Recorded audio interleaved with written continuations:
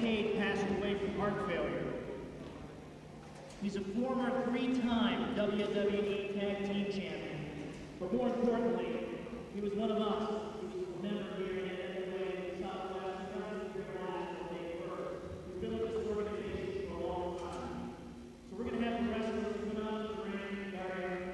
We're going to have a moment of silence and a $10 salute in honor of Lance Cade and other family members in the NWA area that they lost. Those members include former NWA World Champion Jack Briscoe of Blackwell, Oklahoma, Grizzly Smith of nearby Grayson County, Tony Adams of Corpus Christi, and a local NWA fan of 12 years, Matt Vitale of Dallas.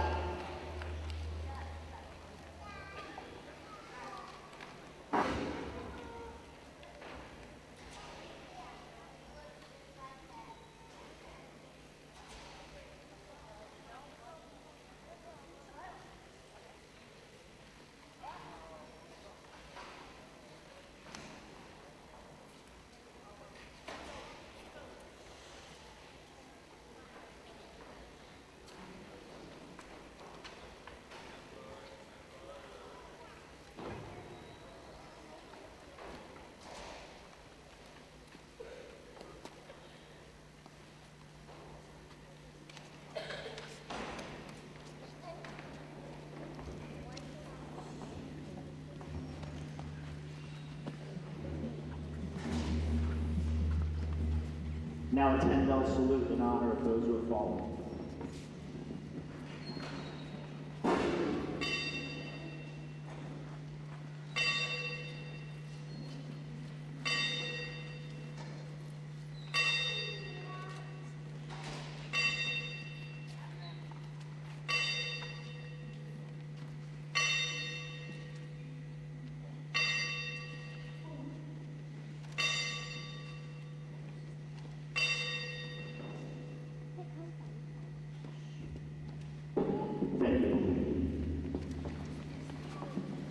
Fans, one of the great matches tonight at the Parade of Champions in Gainesville, Texas is for the NWA Oklahoma title, and this man is a former Oklahoma champion, also a former Texas champion, Spoiler 2000. And Spoiler, you've got a chance to regain that belt tonight against Dane Griffin.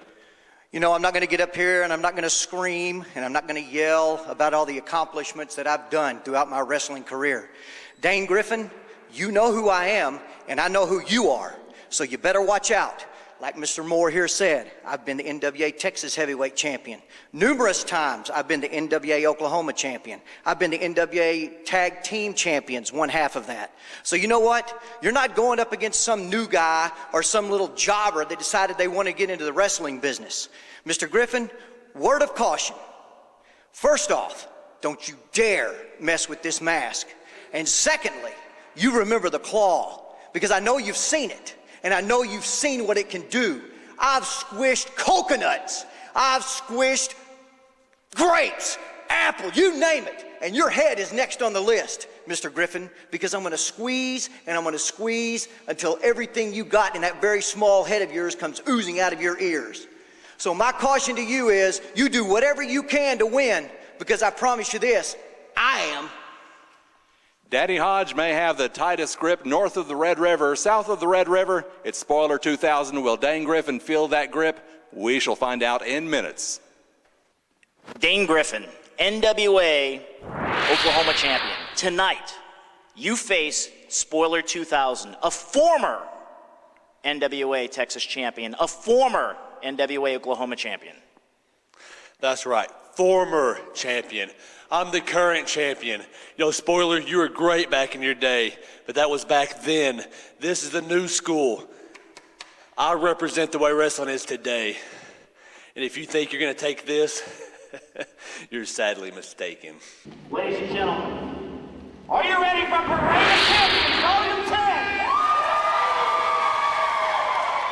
Let's roll.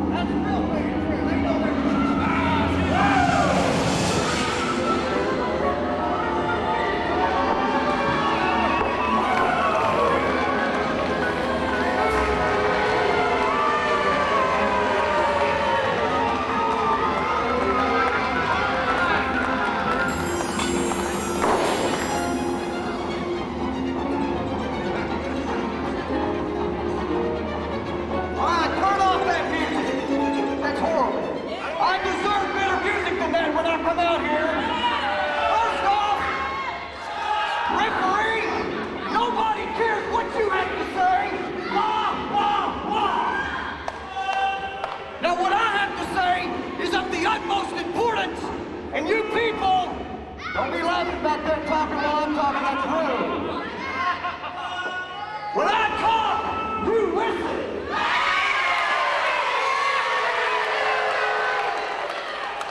So here's the story. Stephenville, Texas. The town that Texas don't want and Oklahoma won't take. You bunch of no-good hillbillies.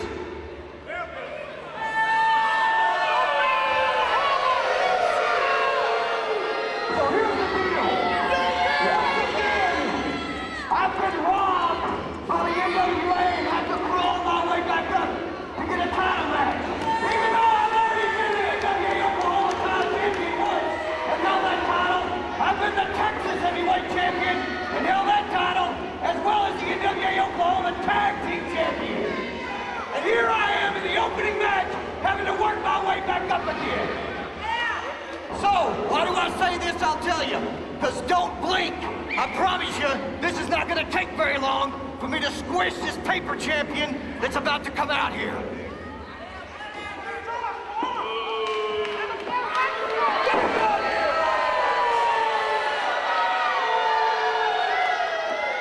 Get him out here. Let's go.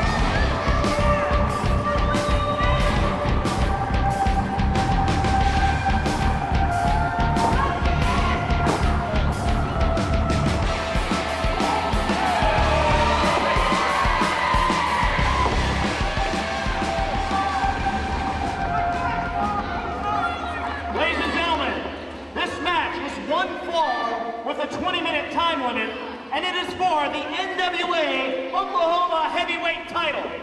First, let me introduce the challenger. In the corner to my left, he weighs in at 250 pounds. He comes from parts unknown, Spoiler 2000.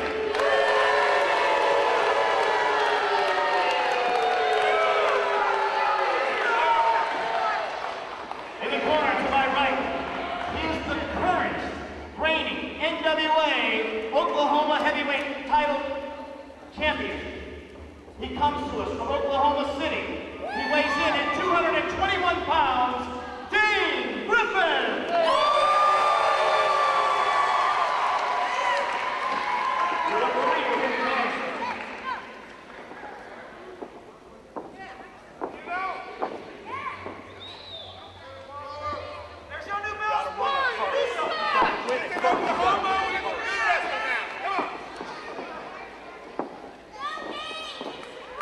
Hey, like I said, don't blink. This ain't gonna take me long.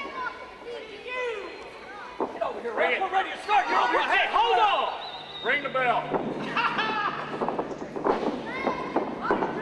Championship, the champion Dane Griffin, and the challenger and a former champion Spoiler 2000.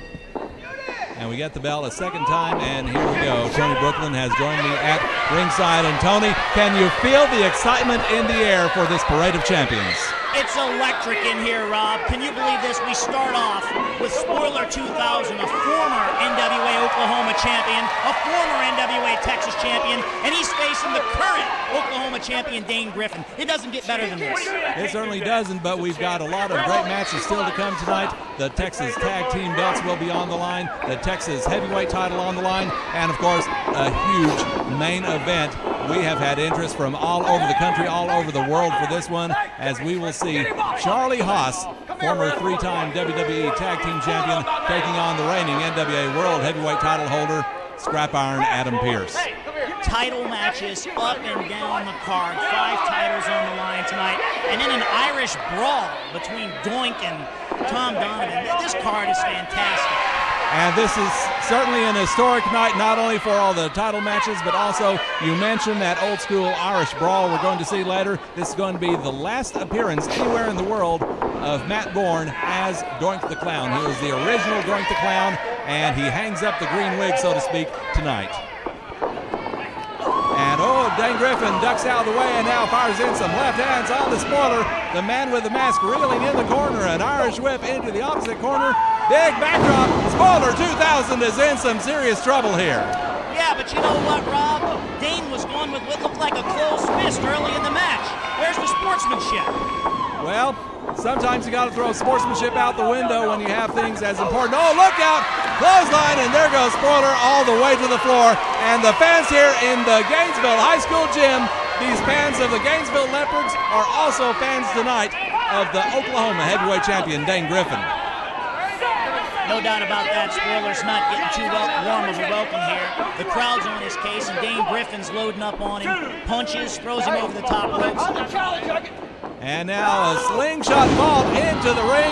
Spoiler 2000's back in there. And now it is Griffin again with a right hand and another right hand. And now he's got him back in the corner. Looks like he was going for a body slam, but instead, oh, what a hard knife-edge chop there by Griffin. And now he's going to send Spoiler into the corner once again. Those knife-edge chops just were ringing throughout this building.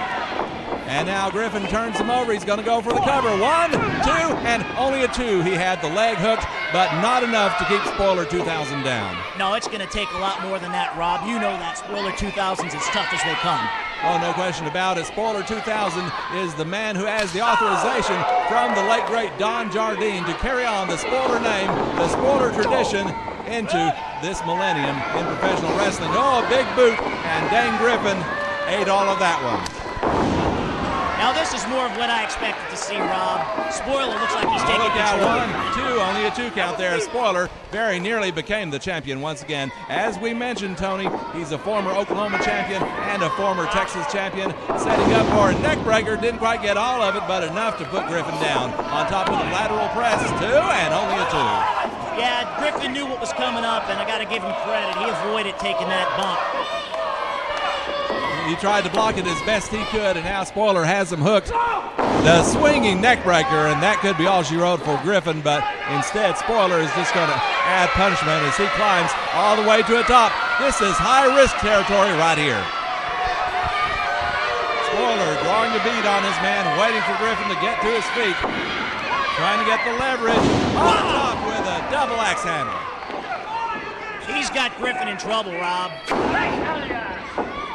Stomp from the Spoiler, and referee Rick Manning giving him a warning there. Of course, the flat of the foot is legal. The toe of the boot, though, is not, so the referee's got to keep an eye on that. And also on the choke on the top rope, and Griffin slingshotted off. Yeah, it looks like Spoiler's starting to settle in now. Griffin attacked him early. He got the early upper hand, but Spoiler seems to be in control of this match. Spoiler 2000, much like his predecessor, Don Jardine, very deliberate, very much willing to set the pace of the match, and now he's rolling Griffin over on top of the cover once again, but Griffin's got to hold that bottom rope, and the referee saw that and stopped the count. Otherwise, we would have had a new Oklahoma champion, and Spoiler now fires in with those right hands. Yeah, next time Spoiler needs to get him in the center of the ring. I think he had him ready to get the pin, but like you said, Rob, too close to the ropes. And now Spoiler, oh, we're going to see something here that we've seen thousands of times over the years by Spoilers, Don Jardine, and this Spoiler, and this is it. People call this old school, walking the ropes from one corner to another, and big right hand, and Griffin goes down. Yeah, that's something that fans of the NWA are used to seeing when you see the spoiler, Rob. Walking that top rope, that is as old school as it comes. I love seeing this. Indeed, and something else that's old school about Spoiler, his use of the claw hold, a move that his predecessor used in so many matches, but a big clothesline there by Dane Griffin seems to be evening the card, as it were, and now Griffin going for a body slam. Full force on that one, and now let's see what Griffin's going to do. He's climbing all the way to the top. He's taking a risk now. Big flying elbow, and Spoiler, I don't think knows where he is. Leg is hooked, two, and Spoiler this time grabs hold of the rope. Both men using the top ropes early, Rob, and both men nearly getting a pinfall, but again, this time, Spoiler was too close to the ropes and Griffin couldn't get the pin. Well, Spoiler is certainly eager to regain that NWA Oklahoma title, a belt he's worn before, and he's looking to take that belt from Griffin and take it north of the Red River and defend it against the very best that the Sooner State has to offer. And now with his Spoiler once again standing tall. Oh, look out. He sends Griffin through the ropes all the way to the floor, and now Griffin is in dangerous territory, and he is in danger of getting counted out. But the thing about this, Tony, if he's counted out, he still keeps the title. You can only have a title change hands by pinfall or submission, and Spoiler knows that, which is why he's going after him. A crafty veteran, Rob. There's no way he's going to let Griffin get counted out there. He wants to win the belt. No question about that. Griffin blocking a couple of shots, but now Spoiler goes head first into the ring steps, and now Griffin just into the ring enough to break up the count, and now another head slam into the ring apron, and Spoiler's got to be on Dream Street right. Oh, look at it. Oh, a body slam on the floor. This is a hardwood floor, a basketball court here at the Gainesville High School Gymnasium. They're doing more wrestling outside of the ring than they're doing in it, Rob. Well, now it's coming back into the ring, and Griffin goes after him with the leg hook, too, and Spoiler going after the eyes to break that one up. He got probably about a 2.5 count there. That was close, but I still think it's too soon. Both of these men are too good for this match to end this quick. Both men still fairly fresh, but now Spoiler, he's going extremely old school here, biting to the forehead, trying to cause some damage, trying to cause some pain to distract Griffin from the job at hand. And now an Irish whip, and oh, there he goes with that claw hold. That's step one, and more often than not, Spoiler will follow it up with what he calls a claw bomb, in which he just picks him up with the one hand and slams him. And he usually gets more altitude than that. I don't think that was the claw bomb. He just plain threw him down. And now Spoiler's on top, feet on the ropes. Oh, wait just a second. I think the referee saw that, and now Spoiler goes for a choke. Looks like Spoiler's trying to pull out all the stops here. Well, he wants to be champion, Rob. I can't fault him for that. This is a once-in-a-lifetime chance to get this belt back. He wants to win it right here in Gainesville. He's going to do whatever it takes. And being so close to the Red River, so close to the Oklahoma border, he has an opportunity to show the fans from Oklahoma who have crossed the border to come to Gainesville to see this Parade of Champions card, main event quality matches top to bottom, and Spoiler certainly wants to leave those fans with a lasting impression. Spoiler looks to be in control now, Rob. He's got Griffin where he wants him. I think we're going to see Spoiler trying to put him away. And a big snapmare, and now Spoiler going to work on the neck of Dane Griffin, putting a twist on it. Looks almost like he's trying to twist his head clean off, to borrow a line from a Clint Eastwood movie. Spoiler continues to put pressure on the neck. Yeah, Griffin's in trouble now, Rob. Now the Spoiler getting the extra leverage, holding on to the top rope. Like I said, he's going to do what it takes to win this match. And I wouldn't put anything like that past Spoiler.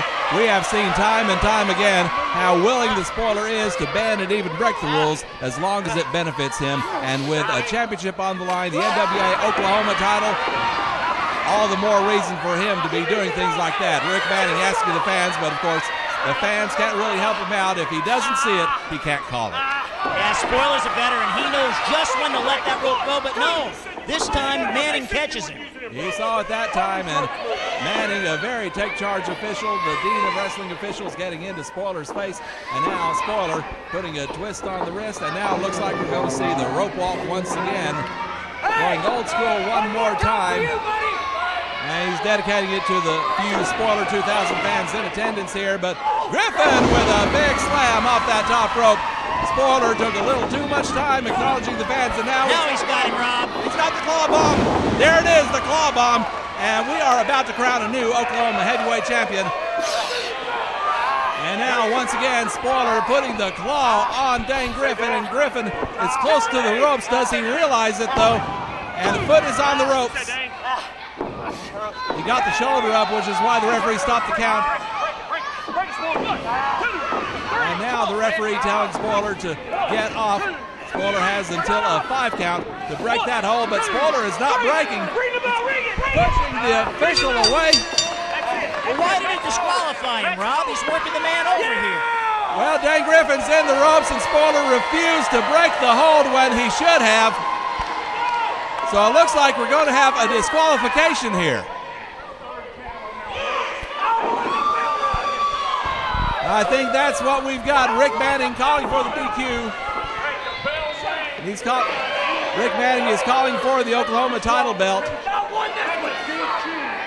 Dane Griffin is hurting from that claw. Oh, look at that, a super kick from Griffin. And Spoiler has finally decided, well, I'm not sure if that was completely voluntary, but he rolled out the ring to the floor. Dane Griffin once again was in the ropes. Spoiler would not release the claw.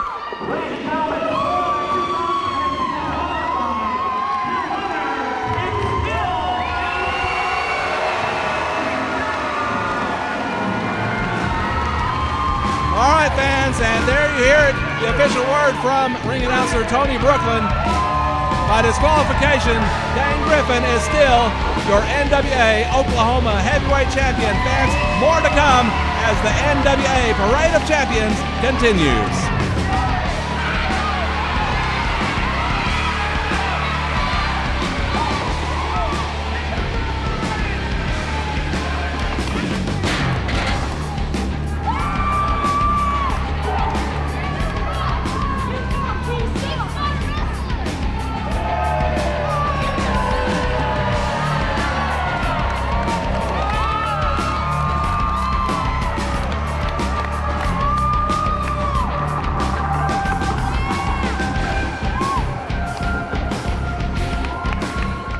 Tom Donovan, tonight, it's you and Doink the Clown. Old school Irish brawl rules. No time limit, no disqualification. You and Doink, tell us about it. Oh, it's going to be a fun match for me.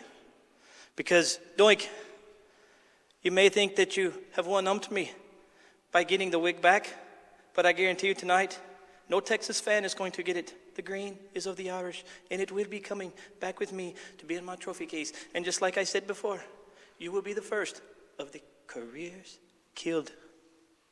I promise. A promise from Tom Donovan. Fans, we are seeing plenty of history tonight at the NWA Parade of Champions, and one of the historic moments will be the retirement of a real original. Ladies and gentlemen, let me bring to you the original Doink the Clown. Many people also know you as Matt Bourne, so obviously tonight you're Doink. I've been called worse by better. Yes, I am. I'm Doink tonight for the last time, and I got this Irish punk running around trying to steal my hair. I am raffling it off. And some lucky Texas fan's going to walk away with that original Doink the Clown hair. And it's an honor for me to do that here in Texas. And it's going to be an honor for me to kick that Irish punk's butt tonight. Well, tonight it's going to be an old school Irish rules brawl. What do you think about that? Well, you know what? I never got into the book to look at exactly the rules of an Irish brawl. But it really doesn't matter to me because I think it's pretty much anything goes. It's from the way it sounds. Am I right? That's about right. Well, I'm sure if I cross that line, the referee will straighten me out. But I don't think I'm going to have to worry about that, and I'm going to kick that Irish punk's butt, bottom line. What do you think about that? Well, I think the fans here are certainly looking forward to it, and some lucky fan is going to look forward to getting your trademark green wig as well. Yes, sir. That's a high spot of the night, is for me to give that wig to some Texas fan, put a smile on somebody's face. Well, you've certainly been doing that for many years as Doink the Clown, and also a lot of wrestling fans' faces as Maniac Matt Bourne. So I want to wish you the best of luck tonight, and I want to be a little bit partial and hope you go out as Doink as a winner. Well, I'm going to put smiles on a lot of people's faces and hopefully a few tears in the others. You know who I'm talking about, you punk. All right, some words there for Tom Donovan from the original Doink the Clown, hanging up the wig tonight. And, of course, Matt Bourne, one of the all-time most maniacal characters in professional wrestling. How about an old-school Irish Brawl rules match? Let's roll!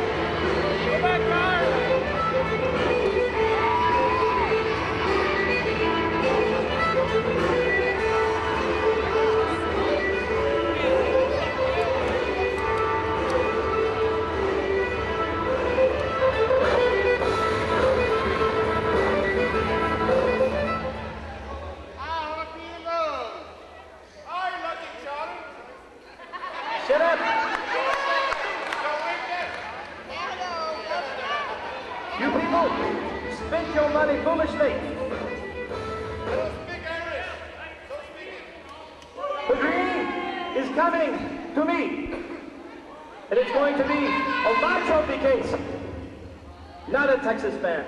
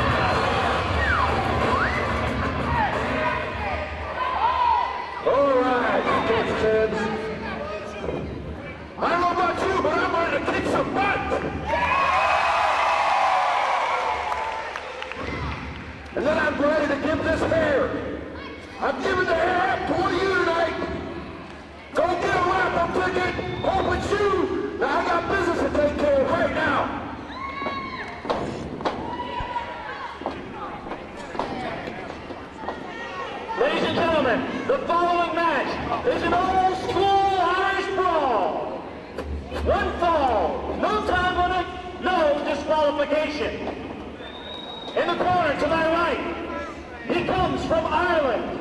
He weighs in at 255 pounds, Tom Donovan.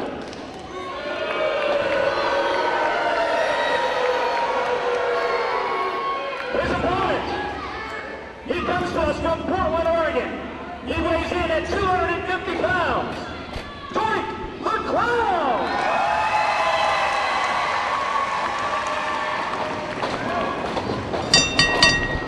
And there we go. This one is underway. It's an old school Irish brawl, and Tom Donovan taking it to Doink the Clown, but Doink takes it right back to him. This is the original Doink the Clown of WWF fame. This is Maniac Matt Bourne underneath the grease paint and wearing the green wig. And tonight is the last night that Matt Bourne will wrestle as Doink the Clown, and he is really letting Tom Donovan have it as Tony Brooklyn has rejoined me at ringside. Thank you, Rob. Boy, I'm excited about this match.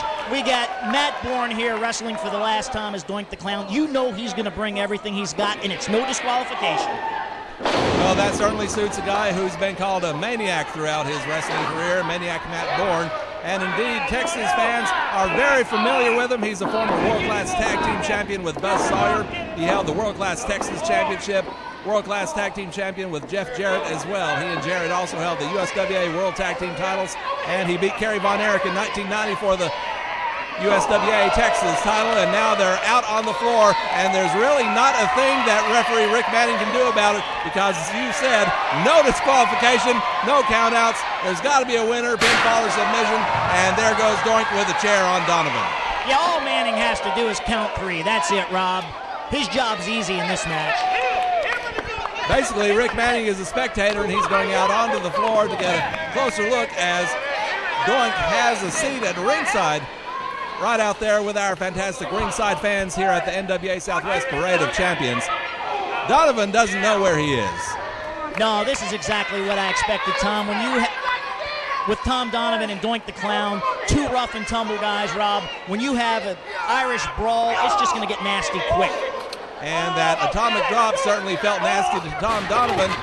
And now, Bourne, Doink, whatever you want to call him, grabs hold of the chair once again. The chair that he just pushed Tom Donovan over.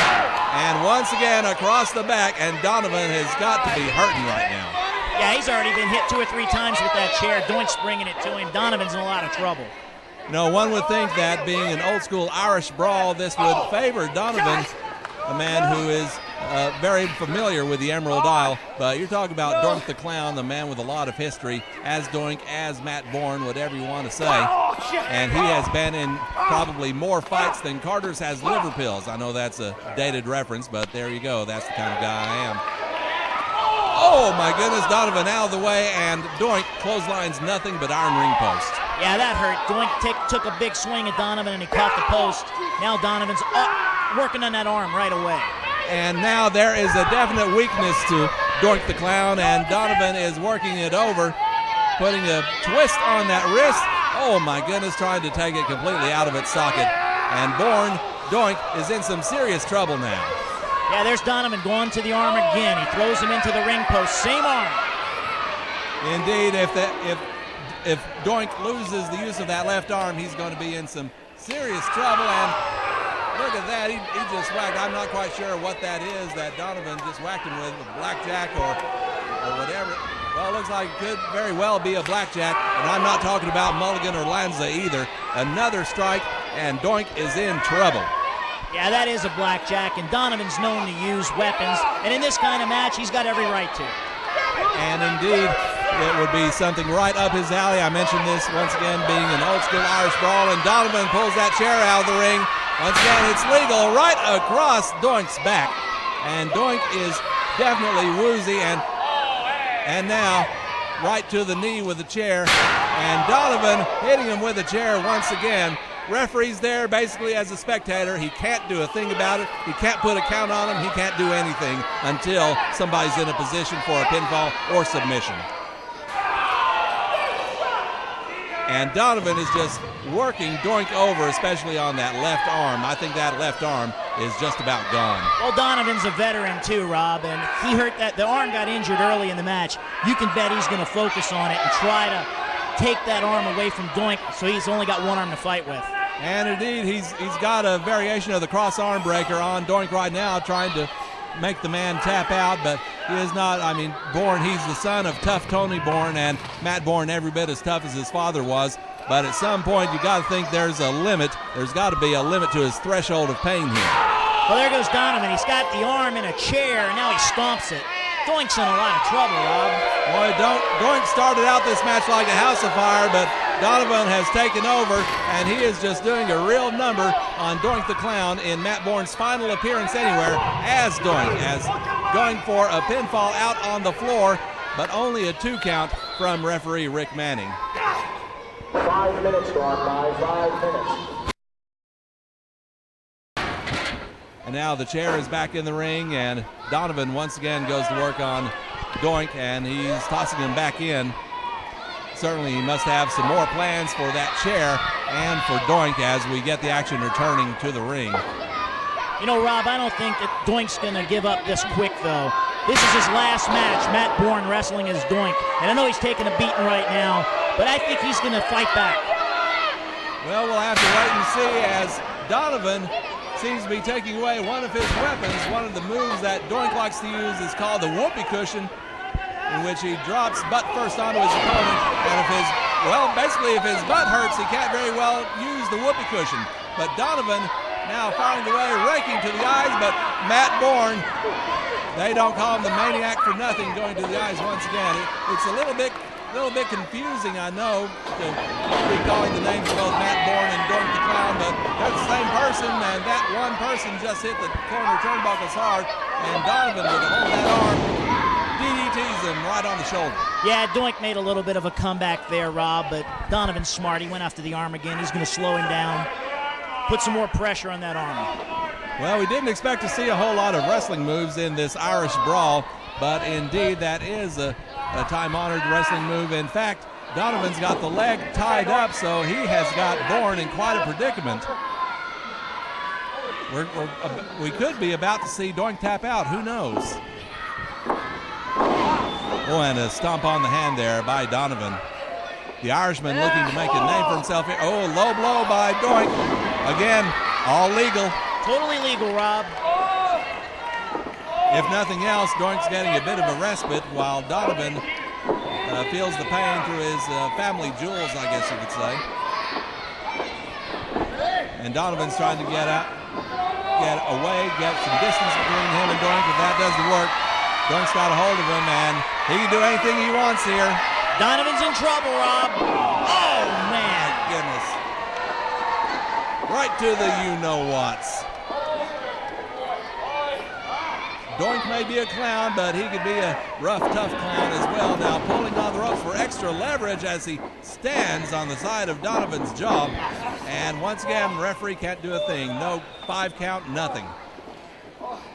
Just waiting for a pinfall or a submission. And now Doink trying to pull Donovan out, and finally Donovan lets go of the ropes. And now turning him over into a single leg Boston Crab. He's got him in the middle of the ring too, Rob.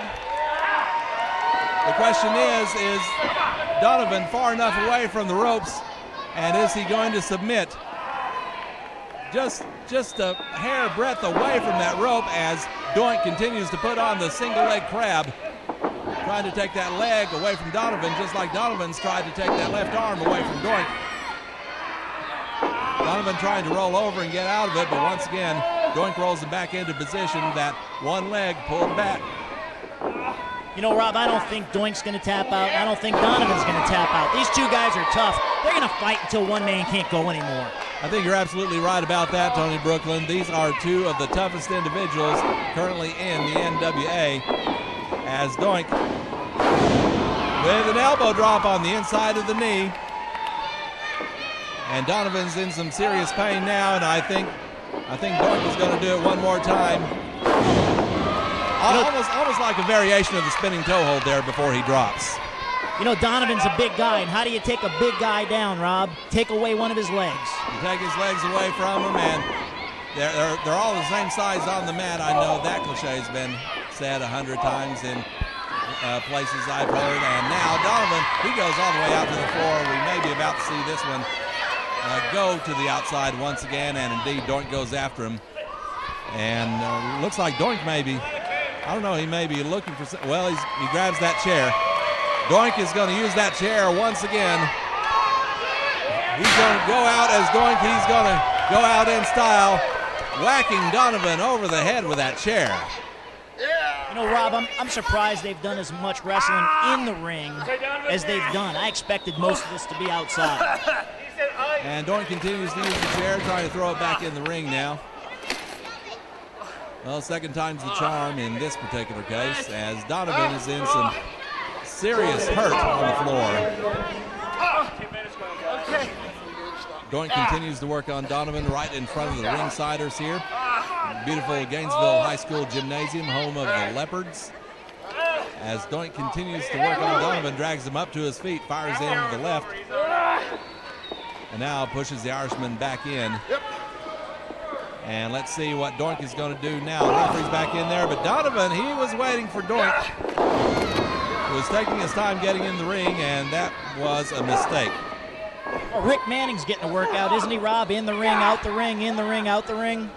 I haven't seen Rick Manning get that much exercise in a long time, to tell you the truth, but he'll probably kill me for saying that. But in any case, Donovan with a kick, and now he's got to hold that chair. Once again, that chair has gotten a real workout. Oh, my. Right across the back. I think both of these guys are going to need a chiropractor first thing in the morning. Wow, Donovan swinging that thing like he's trying to hit a home run at Rangers Park here in Dallas. And now rolling Doink over, 1, 2, and Doink manages to get that shoulder up. Oh, look at this. Donovan's going for the wig. That's the wig that Doink is going to raffle off to a lucky fan tonight. But Donovan's been saying all along that he wants it as a scout, as a souvenir. But here comes Doink. Matt Bourne, whatever you want to call him, a chair over the head, on top of the cover. Leg is hooked, 2 and 3, and that's it. Doink goes out a winner.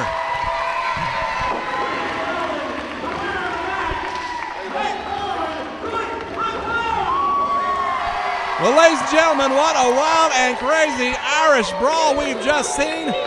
An old school brawl, and in the end, it is Matt Bourne wrestling as Doink the Clown for the very last time. Victorious, he got his green wig back, and tonight, some lucky fan here at the Gainesville High School Gymnasium is going to walk out with that very wig. So congratulations to Matt Bourne, Doink the Clown, your winner tonight in this old school Irish brawl from the NWA Parade of Champions. Fans coming up for you tonight at this NWA Southwest Parade of Champions. Michael Faith, you have crossed the Red River. You are taking on Chad Thomas with Chad's NWA Texas Heavyweight title on the line. What are your thoughts? Well, just like somebody else who's from my hometown of Norman, Oklahoma, I'm going to beat Texas again. I'm going to take back the Texas title that I never lost.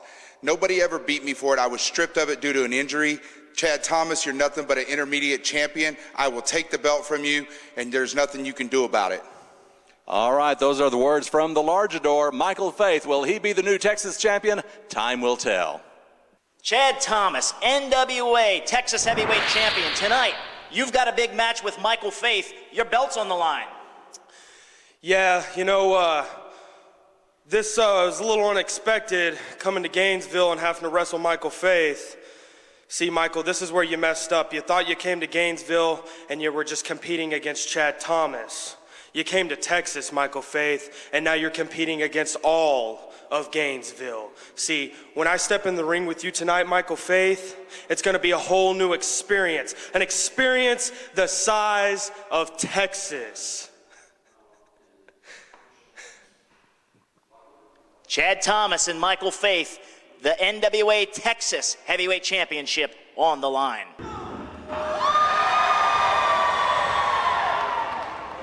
How about an NWA Texas Heavyweight title match right now?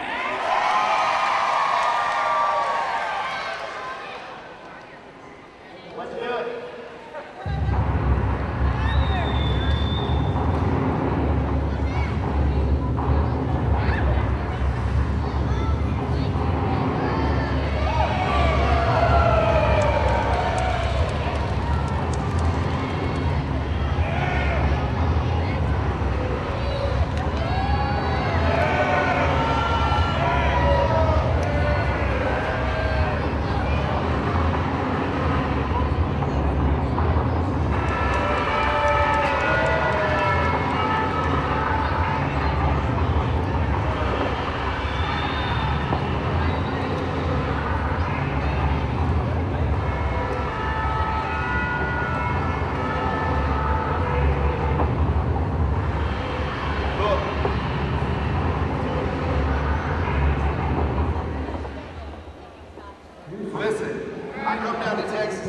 Title I never lost, and this punk kid don't even have enough respect to show up with the title.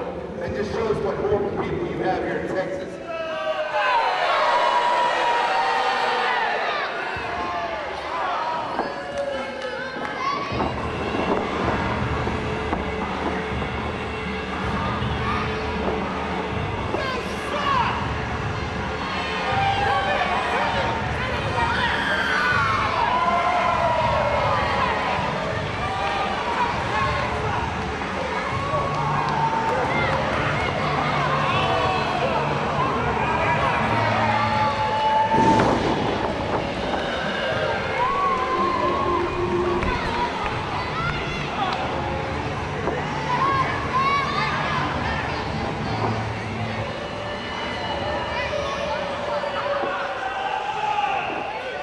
You know, Michael Faith, my title's at home hanging up on my wall because after tonight and after any other night, that's where it's going to stay, right here in Texas. I'll tell you right now, when I beat you, I'm going to come to your house and take it from you. You suck! Ladies and gentlemen, the following match is for the NWA Texas Heavyweight title. First, I will introduce the challenger. He weighs in at 330 pounds. He's from Norman, Oklahoma. He's the largest Michael Faith.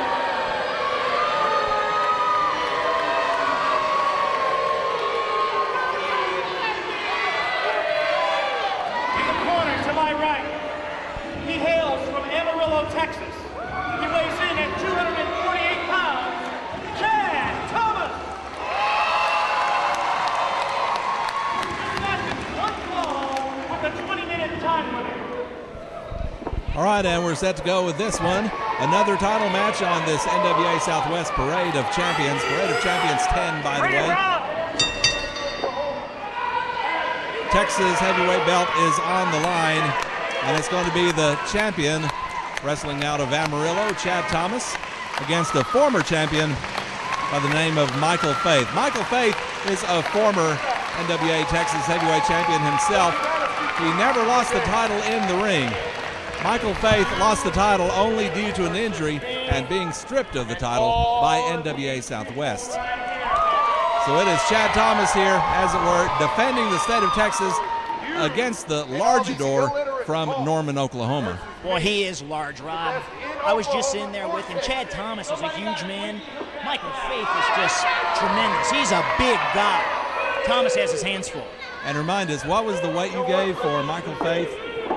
330 pounds. I think 330 is on the low side. I've seen him listed as high as 375, but I'll tell you what, if you've never seen Michael Faith wrestle before, it's really quite an experience, because he is called the Largador because he is able to pull off some of the agile moves you find from luchadors. So it's going to be interesting to see how much of that he pulls out tonight in this match against Chad Thomas with the Texas belt on the line. Very, very agile for a big man. This is going to be a great match, Rob. Indeed it is, and Chad Thomas with a boot gets out of that move, and now takes a leg out from under Michael Faith, turns him over, and now putting an ankle lock on him, trying to force a submission here, trying to make a quick night of it in this one. Putting the pressure on that ankle, and Faith working his way out of it with some well-placed blows, and now it is Faith back to his feet, a big forearm, and now Faith with a rear waist lock. Thomas trying to elbow his way out, and now a hammerlock by Thomas. We're seeing an awful lot of wrestling between these two, but oh my goodness, crushing Thomas in that corner. Yeah, there's Faith taking advantage of that size difference, smashing Thomas into the corner. That had to take his wind away. And a hard knife-edge chop from the Largador, and that is going to be turning Thomas's chest beet red if he gets too many more of those. But look at this, sending Faith in the corner now, firing away with knife-edge chops, overhand chops, just chopping the you-know-what out of that chest, but going right to the eyes. Michael Faith puts an end to that. Yeah, Faith's in a foul mood, Rob. Look at him. I don't know if I'd want to be Chad Thomas right now. Well, I don't think I would either necessarily, but Chad Thomas is a fighting champion. He won the title on May 22nd in Amarillo from the previous champion, Ben Galvan, wrestling out of Corpus Christi. The NWA champions, they wrestle all over the state, and look out, Faith has him up for a body slam, and like you said, Chad Thomas not a small man. 1, 2, and Thomas kicking out right at the 2 count. Faith's incredibly strong. He's throwing Thomas around like he'd be a lightweight. Yeah, and you don't see that very often, because Thomas is a large man, as you've said, and Thomas goes through the ropes and to the floor, and now he's got the luxury of a 10 count before he has to get back in the ring, and also the luxury of the fact that he cannot lose the title by a countout or a disqualification. And oh, look at that, jacking Faith's neck on that top rope while Thomas continues to check out his own cobwebs, taking the leg out from under him, and look out, the Largador is on the floor. And now, unlike that Irish Brawl, this is where you can get counted out. Yeah, Faith's got to get him back in the ring if he wants to win the belt. I'm sure he's going to punish him and try to get Thomas back in the ring. Faith, oh, whipping Thomas, and I think Thomas's forehead connected with that iron ring post. And you know as well as I do, Tony, that ring post does not budge, not an inch. Not an inch at all. There, Faith breaks the count. Rick Manning's going to start over. And now Faith firing in a right hand and another right hand. Thomas trying to fight his way back up, but it is Michael Faith on top in this one. Looks like a rear chin lock. He may be trying to choke Thomas out here. But what Faith has got to do, he's got to get Chad Thomas back inside the ring, because that is where the title can change hands. Faith can only win the title on a pinfall or submission, and it's got to be inside the ring. Well, there he goes, Rob. He's got him in the ring now. Faith can't lose focus. He's got to beat him inside of the ring. So I'm glad to see he got Chad Thomas back in there. I want to see this end with somebody getting pinned. I don't want to see a count out here. I don't think anybody wants to see a count out. Conclusive finishes are what the NWA, the tradition of the National Wrestling Alliance, is all about. And Faith now putting that big boot, 330, 375, whatever he weighs, depending on how much he had for lunch today. Above the chin.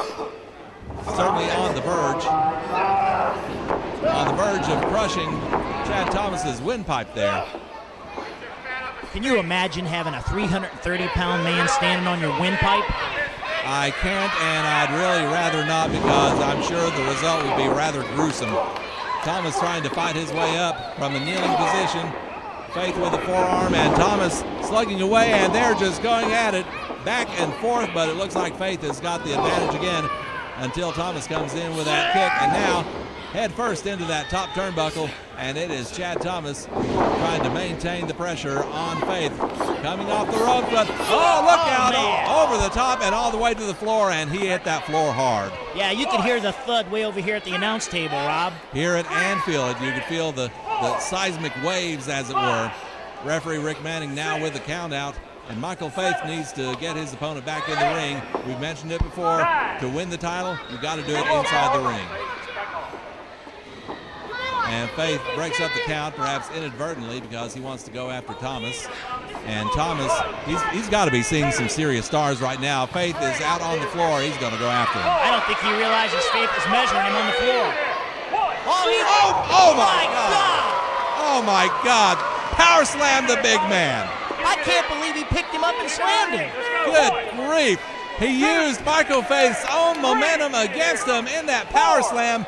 And Thomas, that took a lot out of him, but that was totally unexpected, least of all by Michael Faith himself. Let's go, Faith. Rob, I didn't think he saw it coming, but maybe he was playing possum, setting him up.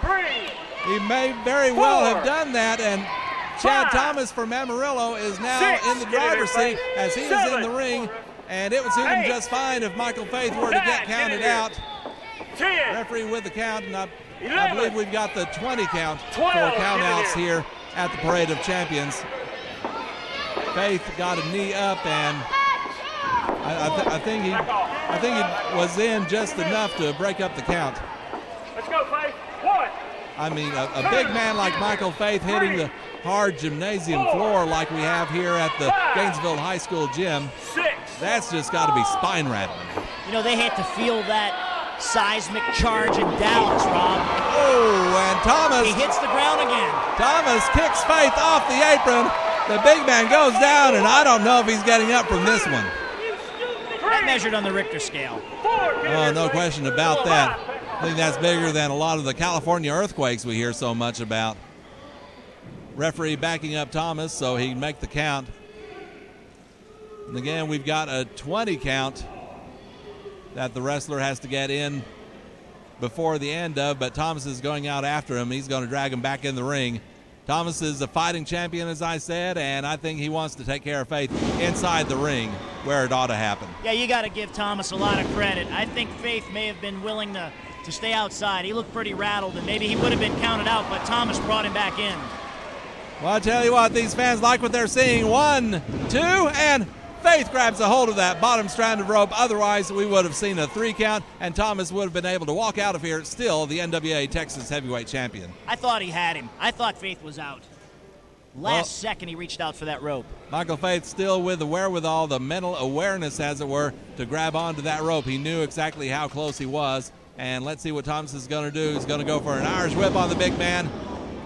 right into the corner. And here comes Thomas. Big clothesline, and Faith goes down. Nowhere to go but down. You know, Rob, earlier you said those ring posts don't move. Well, when Chad Thomas threw the larger door into the corner there, I think the ring moved. I think you're right about that. Big elbow drop from Thomas on top of the cover. 1, 2, and Faith gets that foot on that bottom rope. Rather lackadaisical cover from Chad Thomas, not quite paying attention to what Faith was doing. But once again, Michael Faith knew where he was inside that ring. Great ring awareness by Faith. Absolutely. Faith is a veteran, 8 tours of Japan under his belt, all leading him to this challenge for the NWA Texas Heavyweight title, which he never lost in the ring.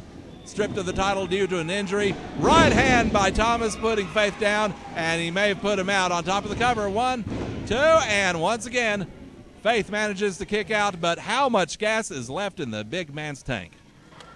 You know, Thomas is taking it to him here, but Faith keeps kicking out at everything Thomas has to offer.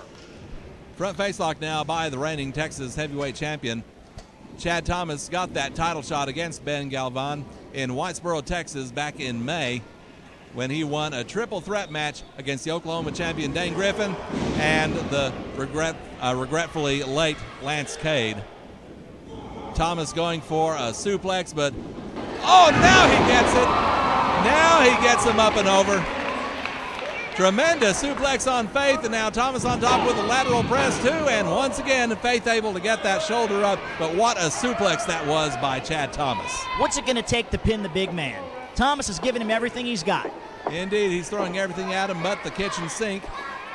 If there was a kitchen sink here, I'm sure that Doink and Donovan would have used it in their match, be that as it may. Thomas continues to go after him with right hands, firing him into the ropes. This is with a clothesline, and Faith, oh, wow, a big shoulder tackle. Faith just about doing a somersault. Thomas going down, and it looks like Michael Faith is trying to get a second win here, but can he get it? The referee is counting against both men. Both men are down, Thomas and Faith. Somebody's got to get up. 7. Referee up to 8. Michael Faith up to his feet now. Thomas on his way, but Faith with a double axe handle. Thomas firing in with a right hand from Faith, and they're slugging it out. The 12th round of a heavyweight boxing match is what we're seeing here. On a big kick. I'm not so sure that wasn't a little low. Well, you know what? Faith's going to do what it takes, Rob.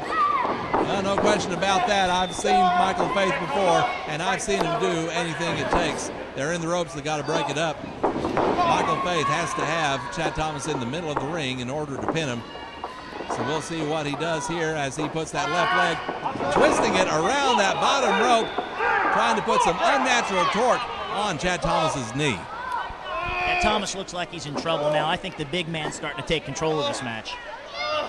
And it is Michael Faith. He's been taking quite a pounding in this match, including an absolutely incredible power slam out on the floor.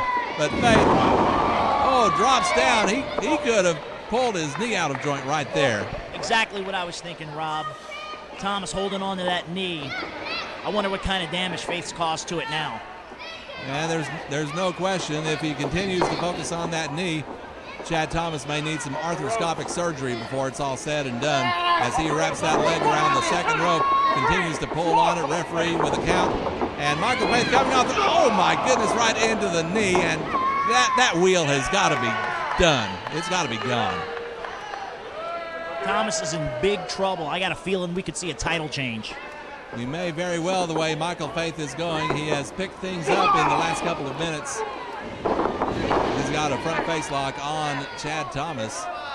Very basic, very elemental wrestling hold, but Faith putting his weight up against Thomas, basically trying to bend him in two and cut down the air supply going into the lungs. Referee is checking that arm. If it goes down one more time, we'll have a new champion. And Thomas still with that hand up, making the hook and horn sign, defending Texas against the man from Norman, Oklahoma, Michael Faith. I'm impressed by Thomas. He's a tough hombre. I'm telling you, Faith is bringing everything to him. He's taking his leg out. Both of these men are taking an awful lot of punishment in this match, but Thomas may be on the verge of having that left knee totally destroyed by the larger door. This Now look at this. Michael Faith talking some trash, but he did that a little too long. Flying drop kick by Thomas, bad knee and all. I can't believe Faith took his eye off the prize. He had Thomas hurt, and he spent time jawing with the audience. Yeah, that's definitely a mistake. I don't care how much experience you have. It's always a mistake to do that. You have to concentrate on your opponent. You have to concentrate on the job at hand, especially when there is a gold belt on the line. Chad Thomas is the Texas heavyweight champion coming off the ropes. Oh my God, diving onto Faith outside the ring. And certainly Thomas got the better of that because he's to his feet. Faith, though, is flat on the floor, and I don't know if he's going to be able to get up from this one. Unless, of course, Chad Thomas helps him up. Oh, you can hear that one all over this gymnasium. Chad Thomas now rolling back into the ring.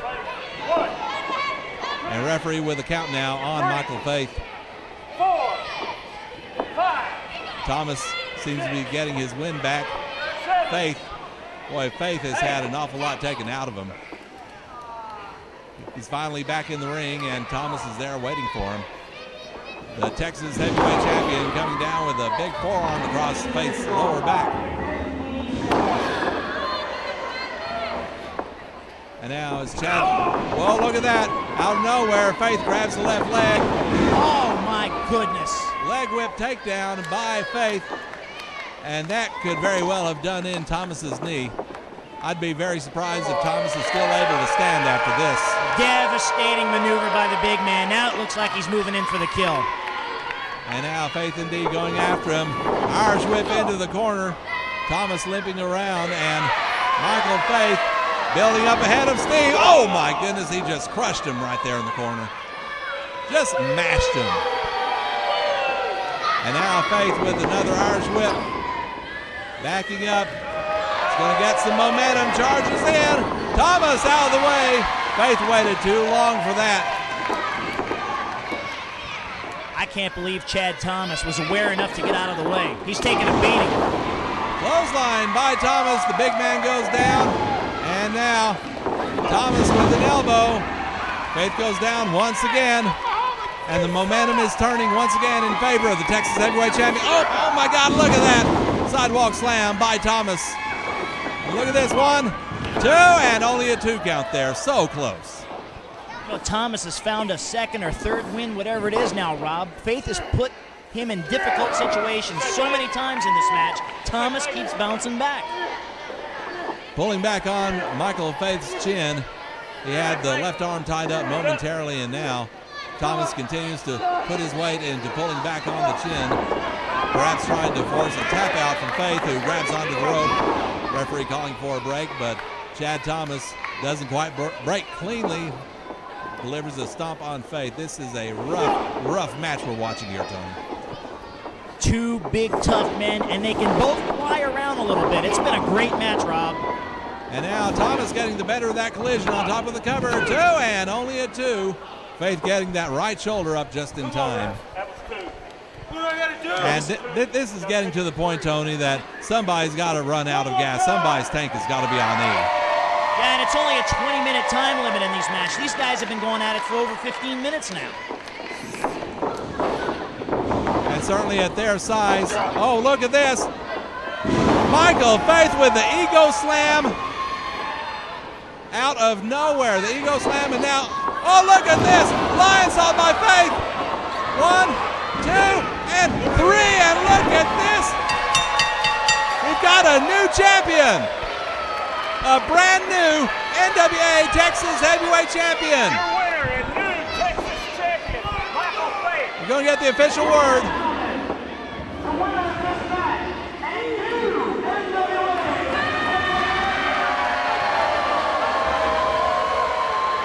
What a lion salt by the 375-pounder. The ego slam followed by the lion salt, and Michael Faith has finally regained the belt that he never lost in the first place. Michael Faith, your new NWA Texas heavyweight champion at the NWA Southwest Parade of Champions 10.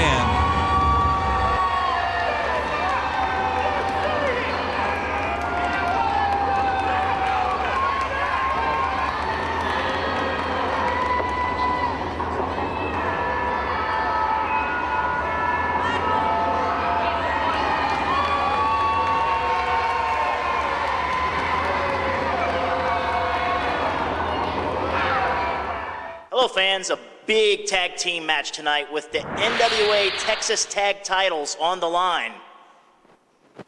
Aerial Assault, Coyote, Montego Sika, you face Pretty Flawless. That's right. Hey, defending the Texas tag straps in Texas. We're from Oklahoma, but Yes, you know what sir. Oklahoma boys like to do to Texas boys. That's right, we taking the straps home with us. A big tag team match here tonight in Gainesville. The NWA Texas titles on the line. Fans, we have exciting tag team action coming up for you tonight on the NWA Parade of Champions. The tag team champions of Texas, Pretty Flawless, defending their belts against Aerial Assault. And ladies and gentlemen, coming to you live from the life of the party. It's Lifestyles of the Rich and Stainless. Cameraman, come closer. A little more. Right there, that's good. Go ahead, Nobi. Ladies and gentlemen, boys and girls, at this time, I have a very important message to deliver to all of you. What is it? I would like for all of you to look to your left, look to your right, and tell everyone to get up and make their way to the concession stand and grab a bag of popcorn because it's showtime.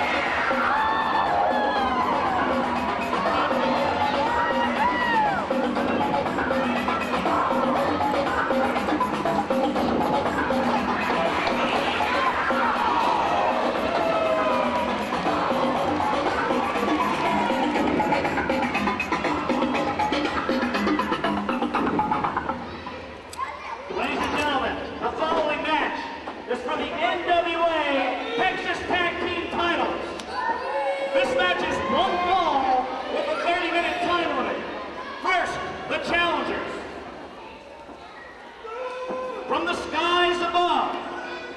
They weigh in at a combined 406 pounds. Cade and Montego Sika.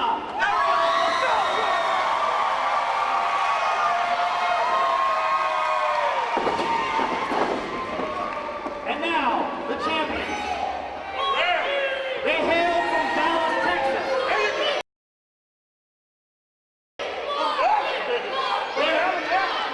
They're accompanied to the ring by the legendary sportatorium manager, Haas, the Witch Doctor. They weigh in at a combined 449 pounds. Nobi Bryant and Jerome Daniels, Pretty Flawless.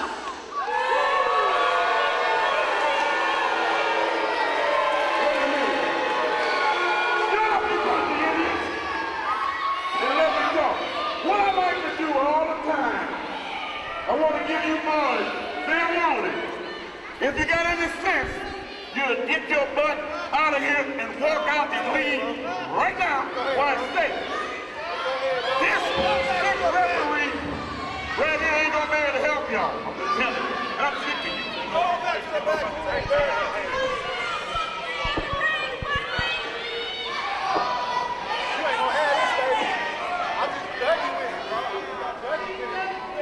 You know something?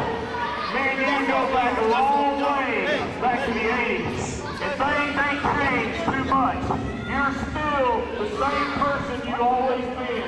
And if you don't like the way I do my job, why don't you do it yourself?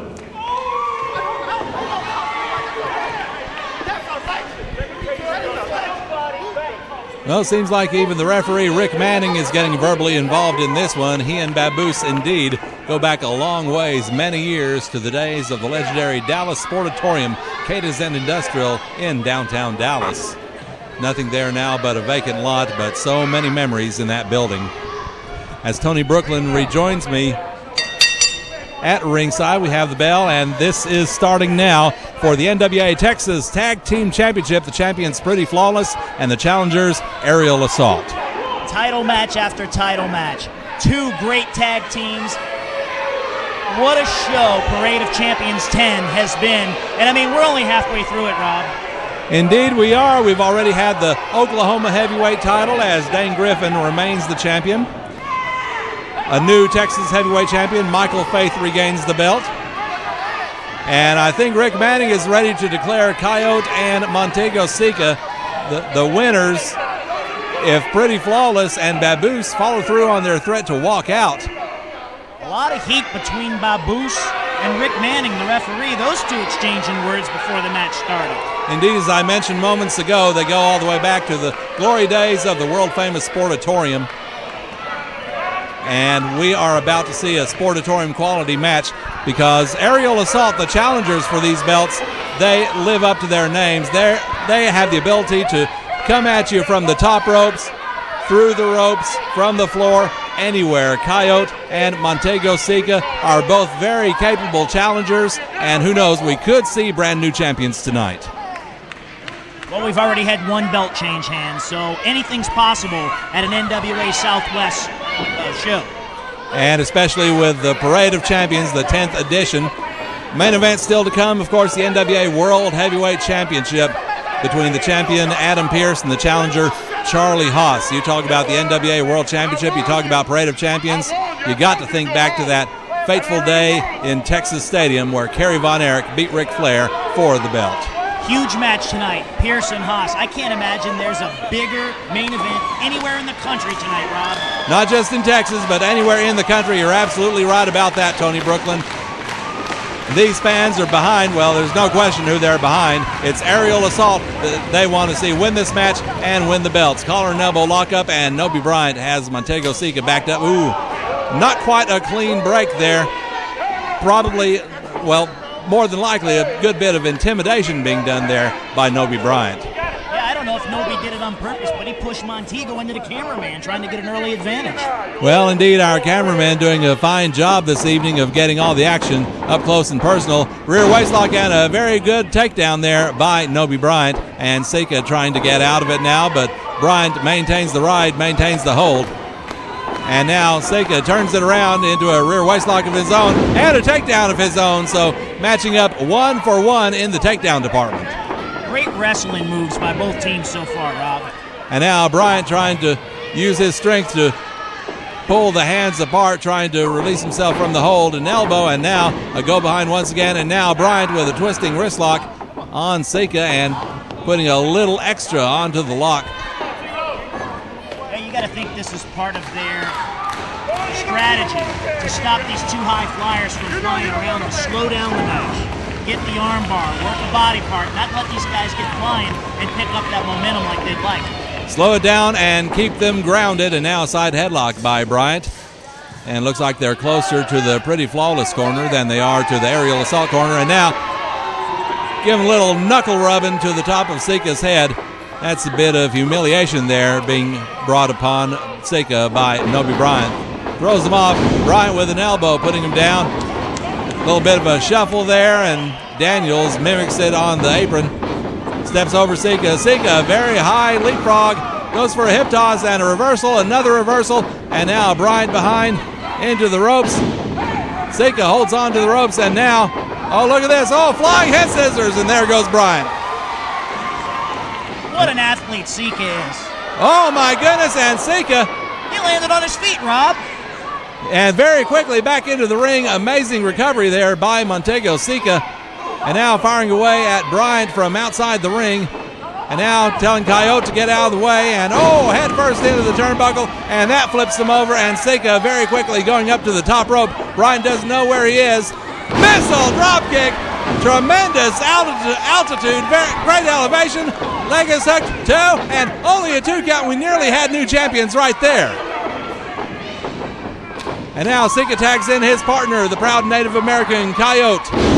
Body slam by Sika, and now double team move, a double leg drop by Sika, and Coyote, who is on top now. 1, 2, and Bryant with a kick out. We have yet to see Jerome Daniels legally in this match. Bryant trying to back away, and he gets out of the way just in time for Coyote to hit the turnbuckle. Good work by Aerial Assault. Tagging in and out now. We've got a fresh man in the ring, Coyote. Nobi Bryant's been in there the whole time, like you say, but now Nobi's got the advantage, it seems. Yes, he does, firing away with right hands and jaw-jacking with the fans, not only Nobi, but Jerome Daniels as well. Some left-hand jabs, bit of a shuffle there, and a big right hand. And now it looks like Nobi Bryant is getting the advantage here as he goes in. Well, a reversal of an Irish whip, a slide under by Bryant. Bryant with a right hand blocked, left hand blocked, spin around, inverted atomic drop by Coyote, and an enziguri takes Bryant off his feet on his back. And now Coyote tagging in Sika once again. This is something the challengers have won up the champions on thus far, and that is tagging in and out. Oh my goodness, right into the chest, and he's holding him down. Coyote with a variation of the lion salt, and they are doing some serious double teaming on Bryant. 1, 2, and Bryant gets that shoulder up. Wow, he's in some trouble here. Rob, how many men can you have in the ring legally at one time? Aerial Assault with both of their guys in the ring. Well, he should have one from each team in the ring at one time, no question about that. But certainly Pretty Flawless are adept at double teaming themselves, and we could be on the way to seeing some because, well, I thought we were going to see a tag, but instead Bryant, well, looks like he was going for a slam, but now Sika throttled on that second rope, and Jerome Daniels with a kick. All of this happening right in front of Baboose. Now a tag, and here comes the self-proclaimed flawless one himself, Jerome Daniels. Jerome now with a hold of Sika, pushing his weight onto him on that bottom rope, and there is Baboose becoming physically involved himself, firing in some right hands of his own, and Baboose just drags Sika all the way to the floor, while Jerome Daniels has Rick Manning distracted, and Bryant and Baboose both out there with Sika. What an advantage it is to have a guy like Baboose in your corner, Rob. Things look pretty good for the champions right now. Well, indeed they do. Whenever Baboose is out there, he is nothing but bad news. Coyote wants to get in and help his partner. Referee putting him out. But unfortunately, that is enabling Jerome Daniels to choke Montego Sika. Now the flawless one saying, I didn't do anything. going back What's to work he now. supposed to say, Rob? He's supposed to say, yeah, Rick, I was choking him. Go ahead and disqualify me. Well, I don't see any need to lie about it, but in any case, Daniels putting the boots to Sika in the corner. On top of him now, firing away with right hands, one right after the other, and referee's going to have to step in and break this up. And now this is the opportunity that Baboose is so well known for taking advantage of as he goes back to work on Montego Sika on the floor and throwing him right into that iron ring post. Coyote is having a fit, and I don't blame him, but he is not the legal man in the ring. Sika's in trouble now, Rob. Oh my goodness, the lower back right into that hard, unforgiving ring apron. And Sika is in some serious trouble now as Pretty Flawless did not have the advantage as the match started, but it looks like it is turning their way now. The momentum shifting in favor of Bryant and Daniels, your reigning NWA Texas Tag Team Champions. Pinfall cover, but Sika with a kick out. And now Daniels looks like he may be trying to apply a variation of the sleeper hold, perhaps maybe a neck twist. No, I can't believe Daniels spent time with the crowd instead of getting Sika back in the ring and trying to get the pin. That extra couple of seconds that he hesitated, paused outside the ring, gave Sika the ability to recover and kick out. Well, see, that is the ego of Pretty Flawless at work. Nobby Bryant and Jerome Daniels both are well known for having a tremendous ego, and while Baboose has the referee turned around, Nobby Bryant came in and took over where Jerome Daniels left off, but there was not a legal tag. The referee did not see a tag. No, Rick Manning needs to watch the match and forget about Baboose. Well, I tend to second that emotion myself, but now looks like he's going to let it go. That's just part of the modus operandi of Pretty Flawless. They are out to do anything they can to retain those belts. I saw them win those belts in Whitesboro, Texas. They've been defending them ever since, and quite frankly, they have been very, very successful at it.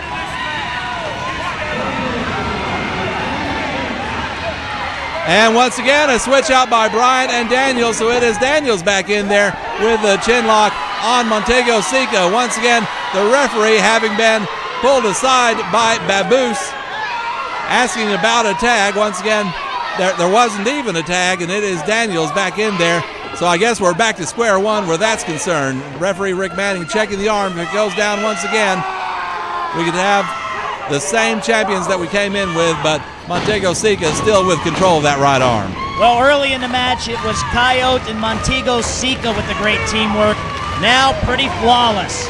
In and out of the ring, whether they're tagging legally or not, Rob, they're keeping the fresh man in there, and they're working Montego Sika over pretty good. 1, 2, and only a 2 count there. Very nearly had a pinfall there. Montego Sika has got to be feeling his stress levels rise and his fatigue rise as well, because he's been in there for several minutes now against both members of Pretty Flawless. And oh, look at that. Daniels just slapping him around in the corner. Showing some humiliation as much as anything else, but Sika's had enough of that, firing in some forearms. Goes for a kick. Daniels with a block, going for a tag. Sika trying to get a tag as well. Coyote wants in. And an enziguri by Sika. What a flying move by Sika. That turns Jerome Daniels right over. Referee with a count. And let's see if we get a tag. We do. Sika tags in Coyote, who's been waiting his time, waiting his turn to come in. And he is in there like a house of fire. Clothesline after clothesline on Flawless Jerome Daniels. Whip into the ropes. Drop toe hold, and now Coyote. Flying kick on Daniels, and now Coyote going in for the cover. 2, and only a 2 count there. We almost had new champs, Rob. Indeed, we nearly did, but not quite enough. Coyote with the right hand putting Daniels on his back, and Coyote, trying to go after Nobby Bryant, and mistake. Mistake, absolutely right, Tony. Should have focused on the man in the ring, Rob. Absolutely right, and now the man in the ring on top of him with a 2 count, and the referee saw a foot on the rope and ordered Daniels to break it up, and now once again Baboose is getting involved. He's pulling Coyote out onto the floor now. I think Baboose took a fall. Well, he put so much momentum into taking Coyote out, and now Bryant with a double axe handle on Coyote on the floor. And while the referee is busy with Jerome Daniels, Baboose gets his shots in at Coyote while Bryant holds them up. Some double teaming going on outside that ring. And these fans don't seem to like it that much, Rob. I don't understand. These guys are trying to defend their titles. What do the fans think they're going to do? Well, in any case, a big knee drop being delivered there by Jerome Daniels, and it is Coyote in trouble right now. These fans want to see a tag. They want to see Montego Sika get back into it, but Coyote right now is in some serious trouble as Daniels drives in several knees, one right after the other.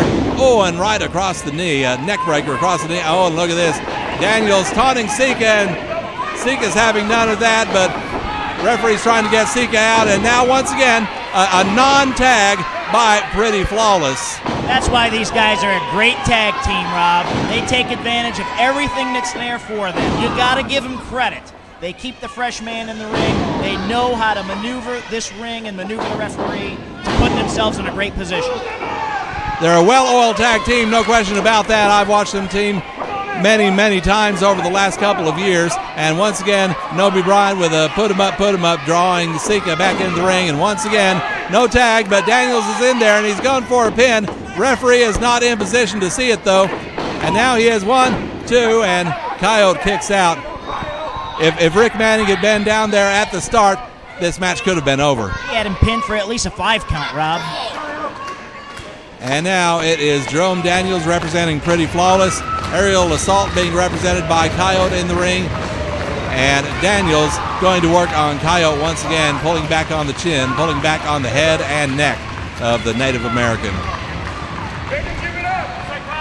Fans clapping and stomping their feet in favor of Aerial Assault.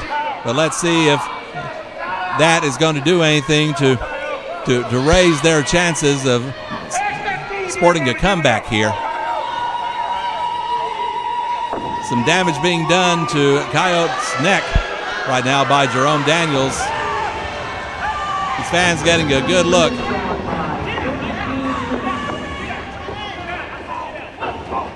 Noby Bryant trying to come in. Coyote, meanwhile, back on his feet, and look at that, some tomahawk chops, a series of tomahawk chops, and now a tag, and here comes Montego Sika, and, well, now, wait a minute, Rick Manning says he didn't see a tag, and he's forcing Sika out. And while Manning and Sika are arguing about the tag, look at the champ switch up and work over Coyote. Well, I'll tell you what, Baboose has certainly taught his champions well, there's no question about that. Solid right hand, just about putting Coyote's lights out right there. And now there's the tag, and here comes Jerome Daniels. You know, Noby's a good dancer too, Rob. I have no doubt about that, just the way I've seen him shuffle tonight. Yeah, that's quite evident. And now some double teaming by Pretty Flawless.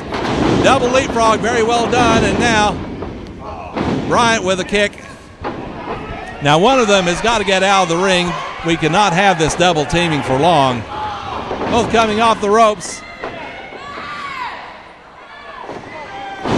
That's about like an NFL touchdown celebration they just did. And now Daniels on top of the cover. Referee getting in position. 2 and, oh, so close to a 3. Again, I think Manning with a slow count. Well, in any case, Coyote is still keeping things alive for the team of Aerial Assault. And we really have yet to see that Aerial Assault, with the possible exception of that one beautiful missile dropkick we saw earlier in the match from Montego Sika. Daniels drawing up Coyote, who fires away with some right hands now. Daniels, oh, look at that power slam, a lot like the one we saw on Michael Faith earlier tonight. 1, 2, and, oh, that had to be 2 7/8 right there before Coyote kicked out. Baboose complaining to the referee. He's done that an awful lot over the years. Looks like the champs are starting to get a little bit frustrated. They've almost had these guys pinned several times. Well, indeed, they may have figured on this match being over by now, but Coyote and Montego Sika probably tougher than Pretty Flawless gave them credit for. And now let's see what happens here. Daniels setting Coyote up on that top turnbuckle. Draping the legs over. Wonder if he's going to go up after him, perhaps a superplex or some similar move. Hard right hand. Boy, he had that fist balled up awfully hard. And now Daniels is going up. I think we may be about to see a superplex here.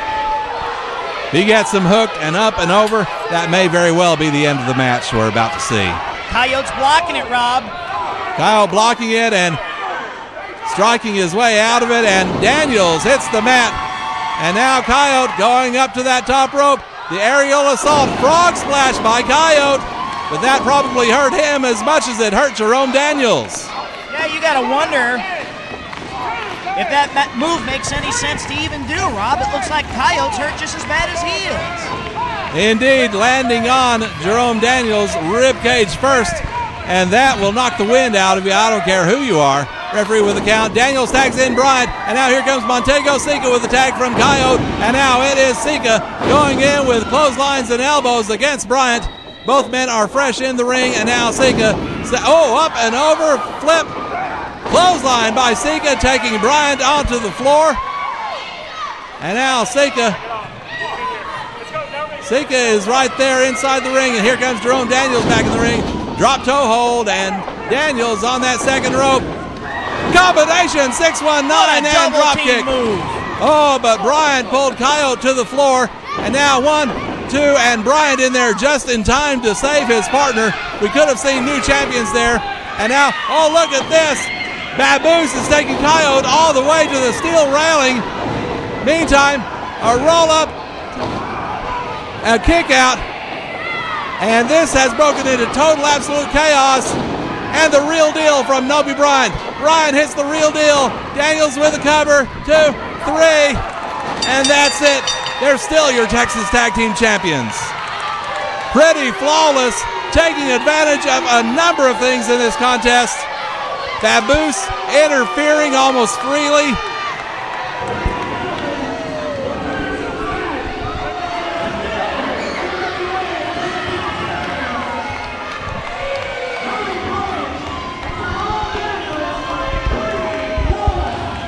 Well, there you go. Still your tag team champions.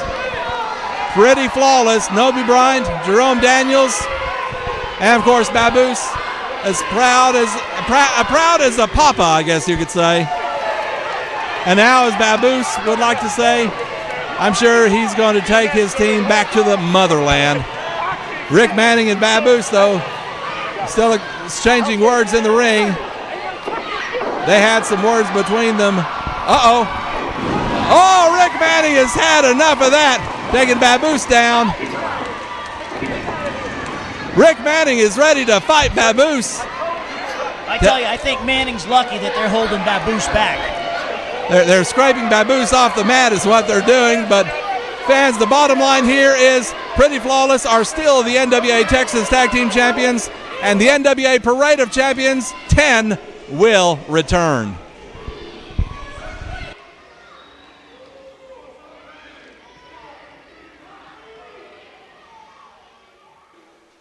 Fans, coming up tonight, we've got a fatal four-way match, and it's a last standing match for the NWA Texas Junior Heavyweight Championship. I'd like to bring in one of the competitors right now, gentleman who will be among the four who's going to be going after that belt. He is second-generation wrestler Andy Dalton. Is that really how you plan on introducing me to all those fans? No, let me formally introduce myself. I am Andy Dalton. I am a second-generation wrestler, a 5-star athlete, and 10 times better than you, and you. Who are you pointing to? It's just you and me here. I'm pointing to my other 3 opponents tonight. You see, I'm taking on the superhero Kevin Douglas, Gabe the Babe, and Andromeda. But you know what? What's really important about tonight is not who's in the ring with me. Those guys might be highly skilled wrestlers, but what's important is, just like my father did at the first Parade of Champions, Andy Dalton is going to make history. I'm coming in, and I'm going to be the new NWA Texas Southwest Junior Champion. All right, there you go. The promise from second-generation wrestler Andy Dalton. 3 opponents, one of them the reigning champion. We'll see who gets the belt tonight. Tonight, the NWA Junior Heavyweight title is on the line in a last man standing match, and Andromeda... Wait. Why does it have to be last man standing? Can it be last person standing? Can't you see I'm a lady? There's going to be 4 people in this match, Andromeda, and that belt is on the line. Yes, and I'm going to win. What's your point? You've got to face the likes of Gabe the Babe Jimeros, the champion, and 2 other men. Kevin Douglas, who pretends to be a superhero. But look, I'm in my Wonder Woman outfit. And who else? Andy Dalton? Psh, been there, done that. Well, fans, it's going to be an interesting night Do I make you nervous? as Andromeda challenges for the NWA Junior Heavyweight title. It's the NWA Parade of Champions tonight. We've got a fatal four-way for the NWA Texas Junior Heavyweight title, and one of the participants, the superhero himself, Kevin Douglas. And Kevin, I would assume that you're here to save the NWA Texas Junior Heavyweight title from Gabe the Babe. Not only that, Rob, but there's a disease been going around in Texas. It's called failure. It's called weakness, and it's called mediocrity. You see, what Kevin Douglas is here to do is take not only the NWA, but the rest of Texas and bring it up to a level that it's never been to before or hasn't been to in a long time. You see, tonight we have a World Heavyweight Championship match right here in Gainesville. And a man from Texas, Charlie Haas, has a chance to bring it back right here in the state. So you know I'm pulling for him. But the modern day hero doesn't just save lives here in Texas, he saves lives all over the world. So Gabe the Babe, Andromeda, and Andy Dalton, you guys are stepping stones. I have places to be and I have things to do in this industry. Not only for myself, but for all the people in the world out there that need someone to believe in, that need some ideals to look up to, and they need a future, because professional wrestling has to go somewhere from here. And I don't like the way it looks. So I'm here to take a stand and take us into places that we've never been. And it's not only going to be me, Kevin Douglas, but it's going to be you, the fans out there, that tell them what it's going to be and how it's going to be, and we're going to do it together, baby. And it starts tonight in here, right here in Gainesville, Texas, for the junior heavyweight title for Texas. I'm going to take that title if I win it and defend it all across the United States and even the world if they let me. So all you guys here tonight, bring it on. First step, Kevin Douglas, pound for pound, the best wrestler in the world. Standing for truth, justice, and the American way, he's the superhero, Kevin Douglas. Tonight, Gabe the Babe Jimeros puts his NWA Junior Heavyweight Texas Championship on the line, not against I'm gonna stop you right there and say, ladies and ladies, it is time, once again, for the Perfect 10 Talk with Gabe the Babe. Don't put that so close to my mouth. I'm not used to that. Anyway, so what parade of champions would be complete without Champ Bear? Don't answer that question. It was rhetorical. You see, everybody's been asking me, Gabe the Babe, aren't you a little nervous about wrestling three guys at once? And I was like, no. You know why? Because I have experience in 3 more areas than all my opponents. Number 1, parades. I'm in parades all the time. Number 2, champions. I'm the NWA Texas Junior Heavyweight Champion. At number 3, taking on 3 guys at once? I do that all the time. In fact, I'm very known for that in my hometown. So I'm making this promise to you, to myself, to everybody out there. I walked into this parade as a champion. I'm walking out of this parade as a champion. Sweet dreams, ladies.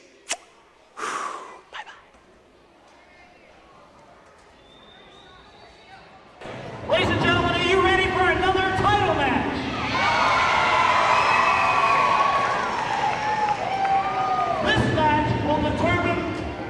This match is for the Texas Junior Heavyweight title.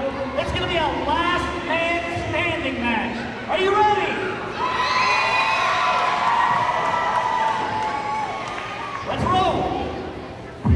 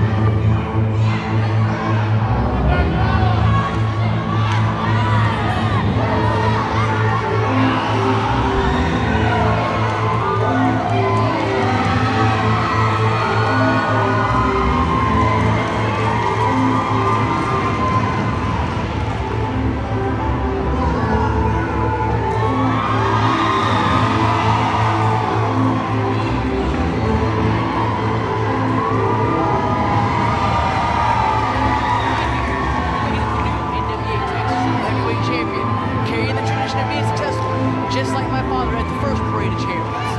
Right, Andy Dalton, old school. Second generation wrestler, 5-star athlete, and 10 times better than you.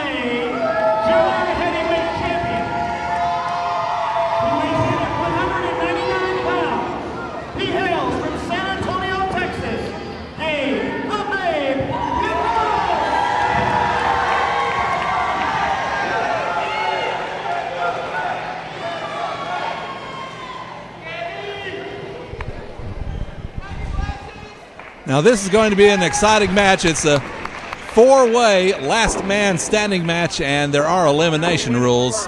A wrestler is eliminated if he hits the floor or if he cannot answer a 10 count. No pinfalls, no submissions in this one. And this is for that NWA Texas Junior Heavyweight Championship. The belt worn into the ring by Gabe the Babe Jimeros. And Tony Brooklyn, who is going to be your pick in this one? Rob, that's tough. All 4 men, well, all 3 men in Andromeda qualified. to win this title. I don't know if you can pick one. There's 3 other people that Gabe the Babe would have to beat. Anything can happen in a match like this. I would have to say that Gabe is at a definite disadvantage. Like you say, he's got 3 opponents here. And anything, I mean anything can happen. And if you've got a wild card here, it's Andromeda. I mean, Andromeda, androgynous, whatever. And Andromeda looks like he, she, it, whatever, maybe getting into some kind of a slap fight with Gabe the Babe. And oh my, right to the face, while Kevin Douglas, the superhero, works over Andy Dalton in the corner. But it is clearly Gabe the Babe and Andromeda going at it right now. And look at this, Douglas trying to eliminate Dalton right off the bat here.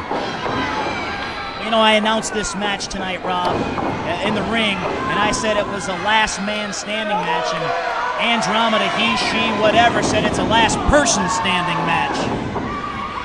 Well, that could make things very, very interesting. Double dropkick by the modern-day hero, Kevin Douglas. Came out to the ring in his cape, practically flying around the ring, but look at this, Dalton from behind. And oh my goodness, a turnaround by Douglas causes that. Oh, look at that. I don't think Andromeda was trying to slap Dalton. He slapped Dalton's face, didn't he? Whatever it is, certainly did. And now Andromeda and Gabe pounding away on Kevin Douglas. Wonder if he's got the hero wherewithal to withstand this attack. Gabe the Babe pulling hair, and now double teaming.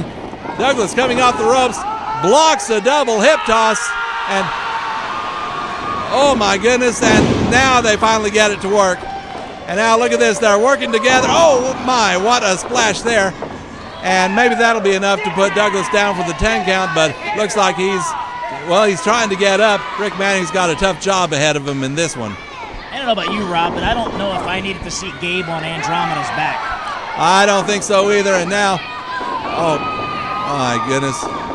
And now Andromeda, oh my goodness, just clotheslined the living tar out of Gabe the Babe, but here comes Andy Dalton across the ring. Andy Dalton, second generation wrestler. His father, Frank Dalton, part of the Dalton Brothers tag team in the 60s and 70s.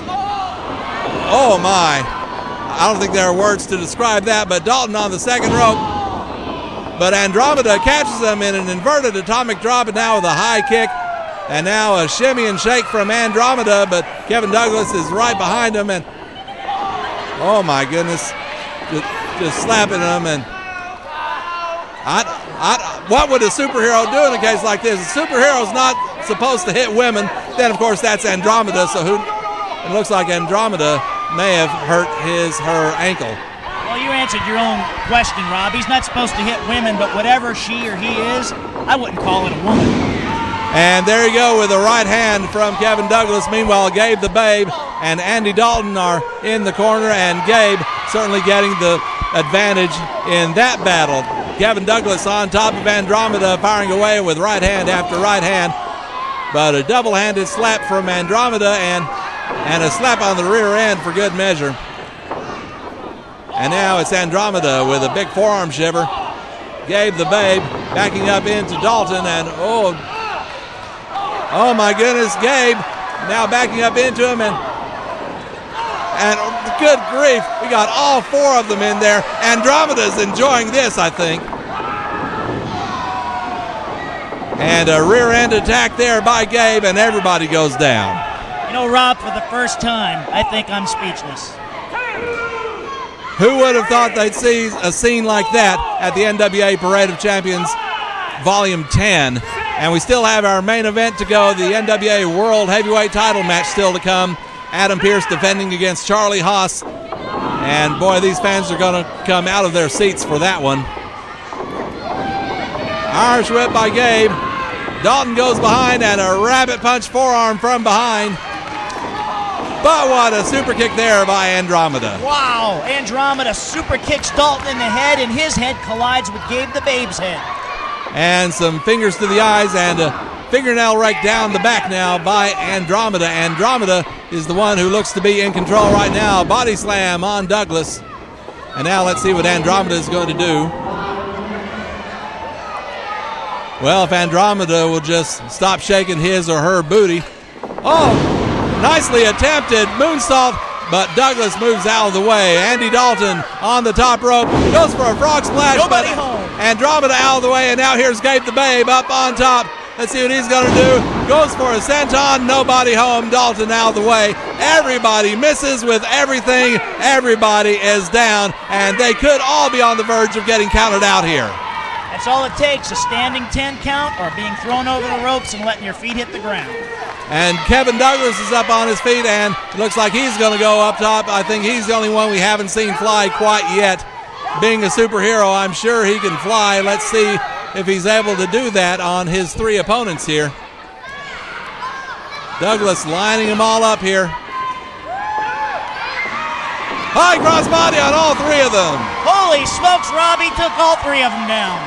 Andy Dalton somehow back to his feet. Gabe the Babe, Andromeda all up and back down again. And it is Kevin Douglas's turn. No kryptonite here. The modern day superhero is going to work on Andy Dalton. But Dalton, oh, look at that. Head scissors, and there goes Andromeda. Oh, almost out to the floor. Almost, Rob, but both feet have to hit the floor. Flying enziguri by Gabe the Babe, putting the superhero down. Gabe the Babe with his own cheering section in the front row here at Gainesville High School Gym. Referee now with the count. Andromeda and Kevin Douglas are the ones who are down. Super kick by Dalton. The only thing holding up Gabe the Babe right now is those ropes. I think he's out on his feet or knees or whatever, and a slap to the chest there by Andromeda. Andromeda coming out from behind the referee to go to work on Andy Dalton. Andromeda going to work on Gabe now and going out to the apron. That's dangerous, Rob. I don't know if I'd advise that. Andromeda and Gabe are fighting on the apron. Senton by Dalton. Meanwhile, Andromeda and Gabe continue to go at it. If someone hits the floor, they're out of this match. After all, it's last man standing, or last person, or last thing standing, whatever. Andromeda unleashing a series of kicks on Gabe. Now Andromeda's back inside the ropes trying to get Gabe out on the floor. If Gabe hits the floor, then he's going to lose his title and we will have a new champion. Douglas head first into the turnbuckle, and Dalton trying to get him out now.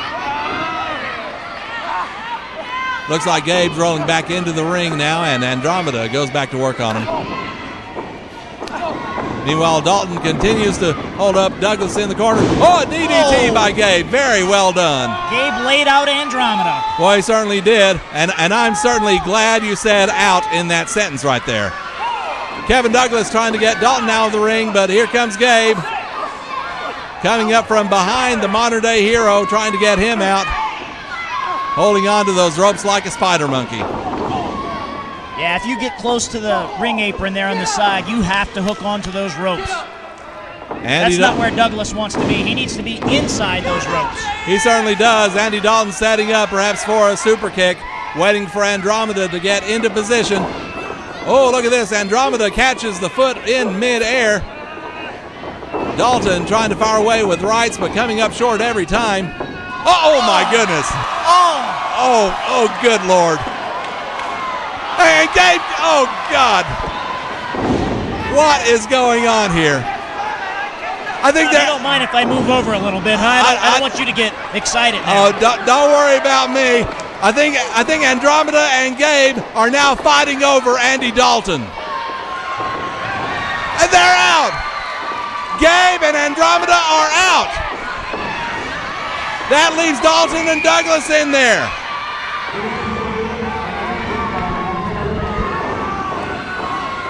And most importantly, Gabe the Babe is now no longer NWA Texas Junior Heavyweight Champion because he is out of the match, and now it is up to either Dalton or Douglas to rise to the occasion and be the last man standing and become the new NWA Texas Junior Heavyweight Champion. Kevin Douglas hanging upside down in the tree of woe as Dalton stomps on him. Oh, and drop.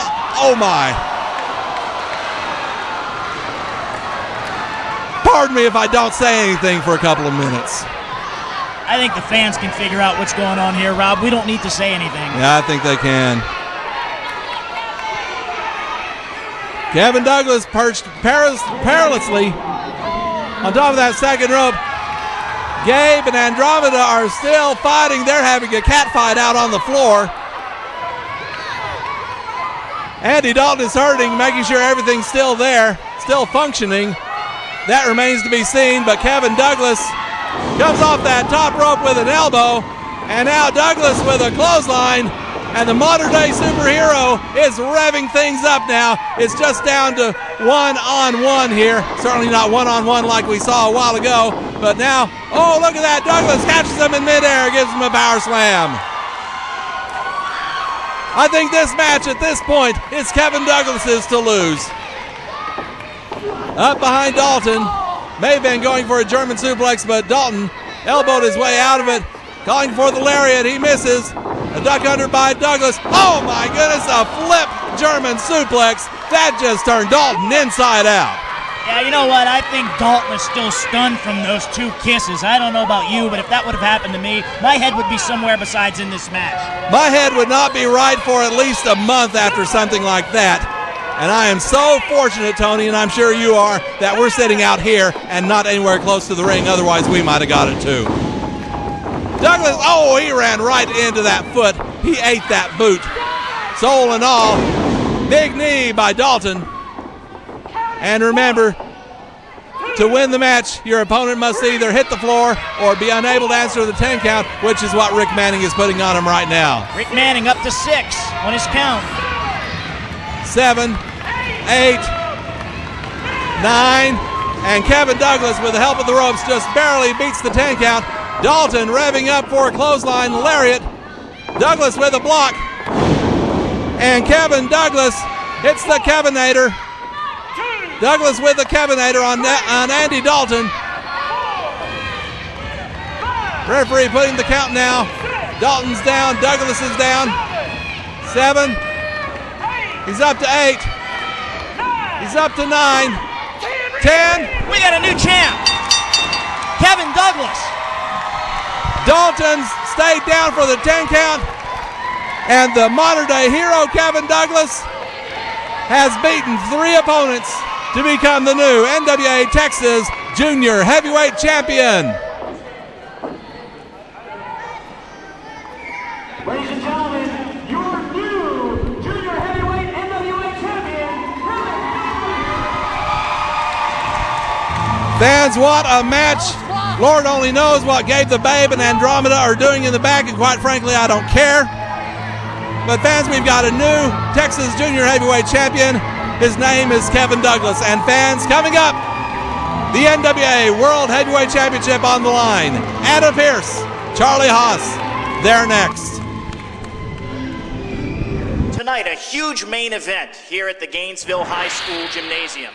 Charlie Haas, you face Adam Pearce with the NWA Heavyweight title on the line.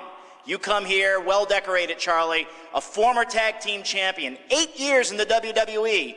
Your thoughts as tonight you shoot at Adam Pearce and the NWA title? My thoughts? Let's see, Adam.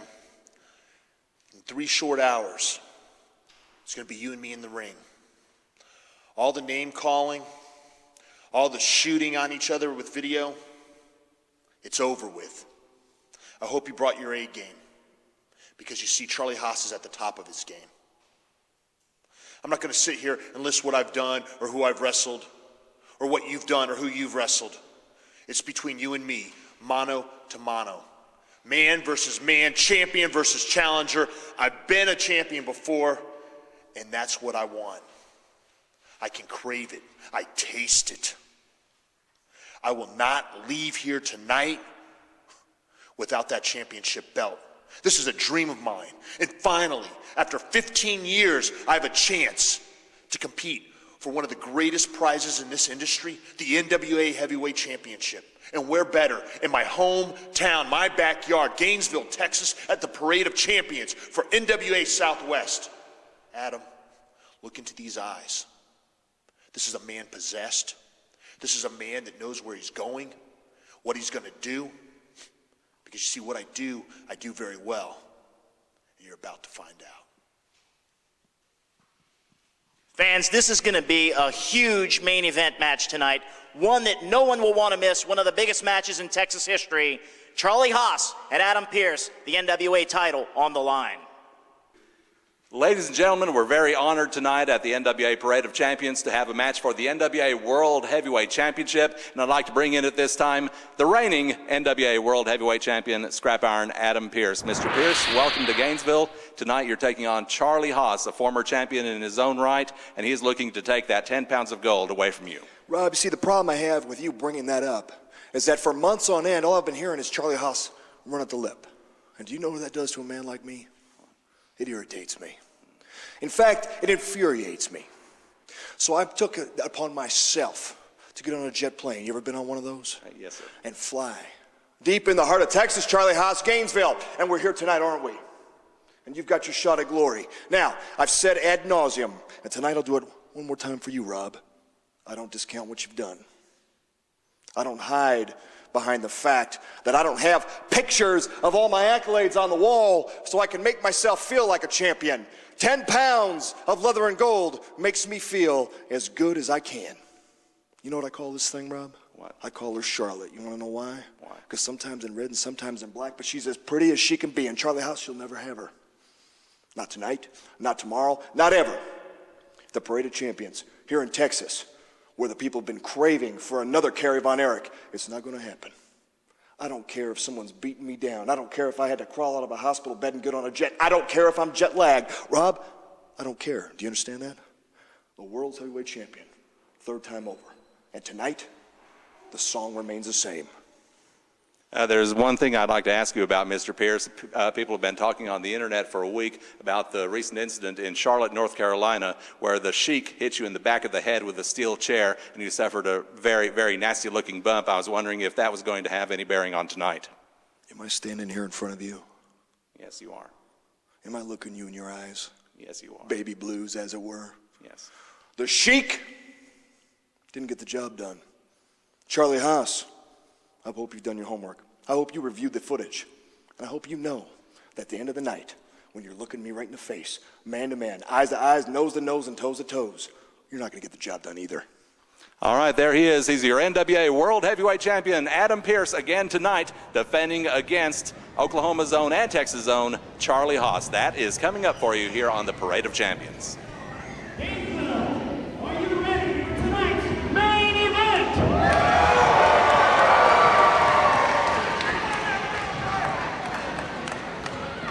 The next match will be for the NWA World Heavyweight Championship. If you're ready, I'm ready. Let's roll.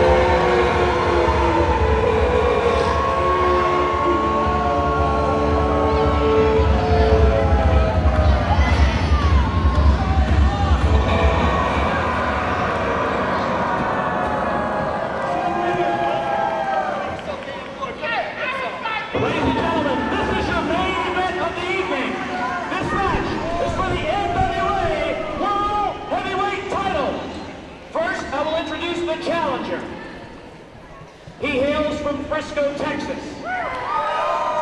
He weighs in at 245 pounds. He is accompanied to the ring by Miss Jackie.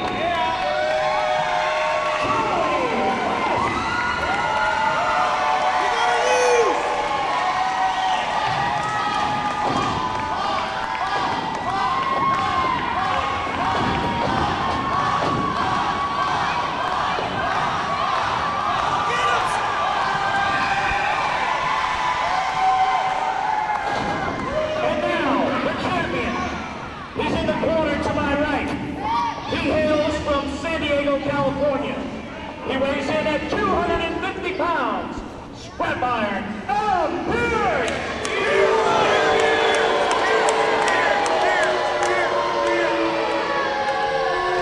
This match is 1 fall, 30-minute time limit. Take care of it quick, Well, fans, on this historic night, NWA Southwest Parade of Champions 10 in Gainesville, Texas at the Gainesville High School Gymnasium. This is your main event, and it is for the belt in the NWA. The legendary 10 pounds of gold, the National Wrestling Alliance World Heavyweight Championship. 33-year veteran referee Rick Manning having the assignment of officiating this contest. He has officiated a number of NWA World title matches over the years.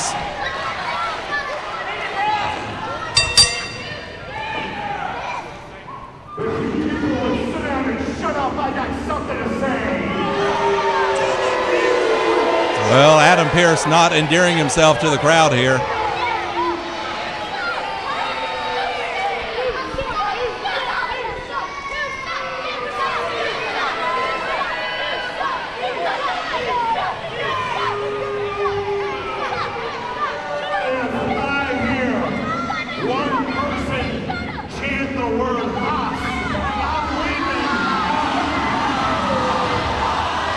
Oh, look at this. The champion's threatening to leave if one person chants the name of Charlie Haas. And I think just about everybody in this gymnasium is chanting Charlie's name. So Adam Pearce, I don't know if he's actually going to make good on his threat to walk out. But if he does, he's leaving the NWA World title belt on our desk here. Right in front of it. It's just out of arm's reach for me, but it is a beautiful belt, the traditional domed globe belt, as it's called. Same design of belt, worn by great champions from Harley Race on. In fact, from Jack Briscoe on. Great champions, Jack Briscoe, Harley Race, Terry Funk. And of course, you go back before that with other belt designs. You talk about Dory Funk Jr., Gene Kaniski, Lou Thez, and you go all the way back to 1948. And once again, Adam Pearce jumping to the floor. And Tony Brooklyn, can you feel the excitement? This is a world-class style main event. It doesn't get any bigger than this, Rob. The excitement is in the air. We're sitting here next to the most recognized belt in wrestling history. It's almost like having the Stanley Cup or the Super Bowl trophy. I mean, it's just as important as any of that. It's right here next to us, and these two great athletes are going to get it on right now with that belt on the line. I think you just couched it in excellent terms there. Right up there with the Stanley Cup, with the Vince Lombardi trophy, the NWA World Heavyweight title belt, recognized by probably more wrestling fans than any other belt in existence. Let me give you the tale of the tape as, well, once again, Adam Pearce is out to the floor. Tale of the tape here, you've got Charlie Haas. Charlie Haas is 38 years old. He was born in Houston. He moved to Edmond, Oklahoma, and now he resides in Frisco, Texas, a successful businessman. 6'2", 240 pounds. Scrap Iron Adam Pearce is a three-time NWA World Heavyweight Champion. He is 32 years old, from Chicago, Illinois, 6'2", 233 pounds. So size-wise, they are very, very even. Oh, look at this. Pearce going after Haas on the floor, and the referee's trying to get them back in, and indeed they do. And Charlie Haas is reeling already in this world title match, and another right hand now from Scrap Iron Adam Pearce. Pearce being very unnerved by the fans here, but there's one thing that I want to touch on. I touched on it with an interview with Adam Pearce earlier. 1 week ago, Tony, Adam was in an altercation in Charlotte, North Carolina with the Sheik, who hit him in the back of the head with a steel chair, and pictures have circulated on the internet of a huge egg-sized knot on the back of Pearce's head. That knot is gone now, but as he goes to the floor and into the front row, what effect do you think that will have on Pearce tonight? You know, I don't know, Rob. Head injuries are nothing to play with, and he took a heck of a shot from the Sheik. Like you said, a huge knot was on the back of his head. You can still maybe see a little bit of it there. I don't know. I guess the doctors have cleared him. He wouldn't be wrestling otherwise, but you have to think that taking a shot to the head like that has an effect, and it's given Haas a little bit of an advantage. Well, indeed, Adam Pearce has got to be totally focused on Charlie Haas, and in a way, Adam Pearce comes in with the advantage because he does not have to win the match. All he has to do is to keep from being pinned or keep from having to tap out. So in that way, Adam Pearce comes in with the advantage. Charlie Haas, on the other hand, he has the fire in his belly. He is eager. He is willing to do what it takes to win this title, and his lovely wife, Jackie Gada Haas, at ringside cheering him on, and Haas now putting a twisting wrist lock on the champion. A step over by Haas, and sits right on that shoulder, trying to separate that shoulder, so to speak. And Haas now has Pearce back in the corner. This could be a historic night. After all, this is the Parade of Champions. Very nicely done. Arm drag takedown by Haas, and once again into a twisting wrist lock into an arm bar. Parade of Champions, NWA Texas put it all together, and you come out with that date on May 6, 1984, when Kerry Von Erich defeated Nature Boy Ric Flair with a backslide to win the NWA World title. Tony, can lightning strike twice? You know, of course it can. Anything can happen here in the NWA Southwest, Rob. A stomp from Haas, and that sends Pearce back out onto the floor. And Pearce is definitely feeling some pain in that arm, the shoulder, the elbow. It's all got to be hurting. Calling for a timeout, but he's not likely to get a timeout. The better thing to do is wait out that 20 count for as long as he can, and perhaps get back in the ring as late in the count as possible. You know, Rob, both of these guys are in tremendous physical condition, but I look at Charlie Haas. He looks lean. He looks really in great shape. He's been training for this match. He's ready for Adam Pearce. Adam Pearce better be ready, because this Charlie Haas guy came to fight. Hip toss into the ring, and now Haas lighting up Pearce with a series of right hands. And now it is Haas sending Pearce for a rider reversal, though. Oh my goodness, he hit that corner hard, so hard that it took Haas off his feet. And Miss Jackie at ringside is very concerned. Adam Pearce looking pretty confident now. Indeed he is. Adam Pearce, a mainstay of the Ring of Honor promotion, which is known nationwide as is the National Wrestling Alliance. As we mentioned, Pearce is a three-time NWA World Heavyweight Champion, most recently regaining the belt from Blue Demon Jr., a fantastic second-generation luchador from south of the border. And now it is Pearce with a very hard right hand. And, oh, look at this, directing the referee to behind, saying he's pulling his tights. And that gave Pearce the opportunity to set Haas down with a right hand. Yeah, he put that right hand into the throat area, but the referee was out of position. Adam Pearce is a veteran. He wants to retain his title. Why not? Oh, my goodness, and he just drove Haas throat first into that bottom rope, and Charlie hits the floor, and Jackie Gada almost got a little bit too close there. Both men making their debuts in 1996, so you have the experience factor there. Charlie Haas, a former three-time WWE Tag Team Champion, twice with Shelton Benjamin and once with Rico, but that's not doing him any good right now as Pearce comes onto him from the ring apron. Here we go again, Rob. The match spills onto the floor. It seems like almost every match has been out there. Indeed, we've seen an awful lot of action on the floor. I still can't get over that big power slam that Chad Thomas gave Michael Faith, the 375-pound Michael Faith, earlier tonight in that Texas title match. And now Pearce throws Haas back into the ring. And Pearce, I know that he realizes that he doesn't necessarily have to win the match, but I'm sure a man with his pride would love to be able to say that he pinned Charlie Haas. You know, the can't help but notice Pearce favoring that left shoulder a little bit. He took some hits on that shoulder earlier. It was affecting him, but he looks pretty strong right now, though. Putting quite a crimp into Charlie Haas's neck right there in front of the referee. Everything on the up and up here. The NWA World Heavyweight Championship, to my knowledge, Tony, I think this is the first time this belt has ever been defended in Gainesville, Texas. What a big night for the people of Gainesville. Big time NWA wrestling right here in Gainesville, Texas. Charlie Haas with a swinging neck breaker, or rather Pearce with a swinging neck breaker on Charlie Haas. Haas put his head down, was waiting for him, but Pearce came off. And now it is some serious trouble for Haas, and Pearce rolls him over on top with a cover. 2.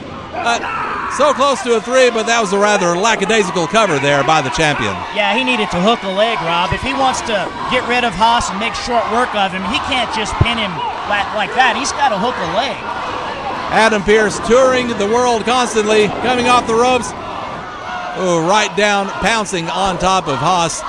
But you know, Adam Pearce, he tours the world constantly in defense of the NWA World Title belt. A belt that's recognized in North America, South America, Africa, Europe, Asia, Japan. I think the only continent, the only country where there has never been an NWA World Title match is Antarctica. And I would love to see a wrestling match in Antarctica. Well, you can make that trip on your own, Rob. Let me know how it goes, okay? It's a little cold there. Okay, I sure will. I'll pack an extra parka in your name. Charlie Haas in some serious trouble now as Adam Pearce continues his assault. Pearce goes out to the floor, and oh my, right against that apron. If Adam Pearce can get Charlie Haas into a position for the rack bomb, that could very well be all she wrote for this contest, and Adam Pearce will be able to leave Gainesville, leave Texas, same way he came in as the NWA World Heavyweight Champion. And Haas, he's just, holding on for dear life. He was holding on with his legs onto that bottom rope, but now he's gone all the way to the floor once again. And Jackie Haas trying to stay out of harm's way, but still wanting to help her man any way she can. Rob, let me ask you, why are the fans here in Gainesville so disrespectful to the NWA champion? He can't catch a break with these fans. Well, I think they see him as the enemy. They see Charlie Haas as the hometown hero living in Frisco, and a whip, and Haas goes into that iron ring post. And again, Haas, as I was saying, hometown hero living in Frisco, running a successful business there. Adam Pearce is the outsider. He comes out of Chicago, Illinois. He is the champion, and these people, I think, want to see somebody local win the World Heavyweight belt. Yeah, but you got to show some respect for the champion. Adam Pearce is a great wrestler. Take nothing away from Charlie Haas. They've got a champion, an NWA champion coming into their hometown. They should treat him a little bit better.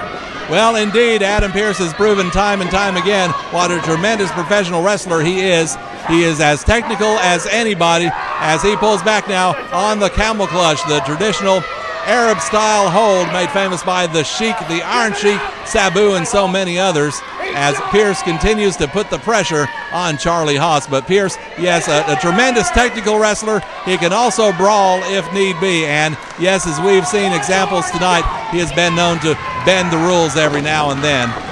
Referee checking for a submission, but getting none so far. You know, Adam literally put a little twist on that camel clutch by twisting the head of Charlie Haas, too.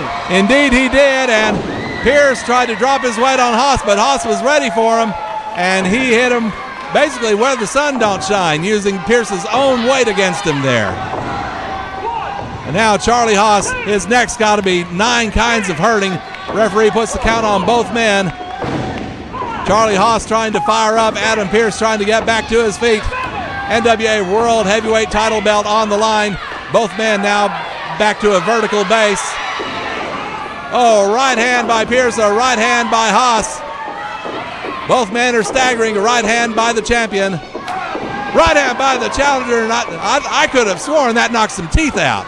Two of the toughest men in the world of wrestling today trading punches. Now a kick to the face by Haas. Charlie Haas running in with a clothesline, and another clothesline taking Pearce off his feet.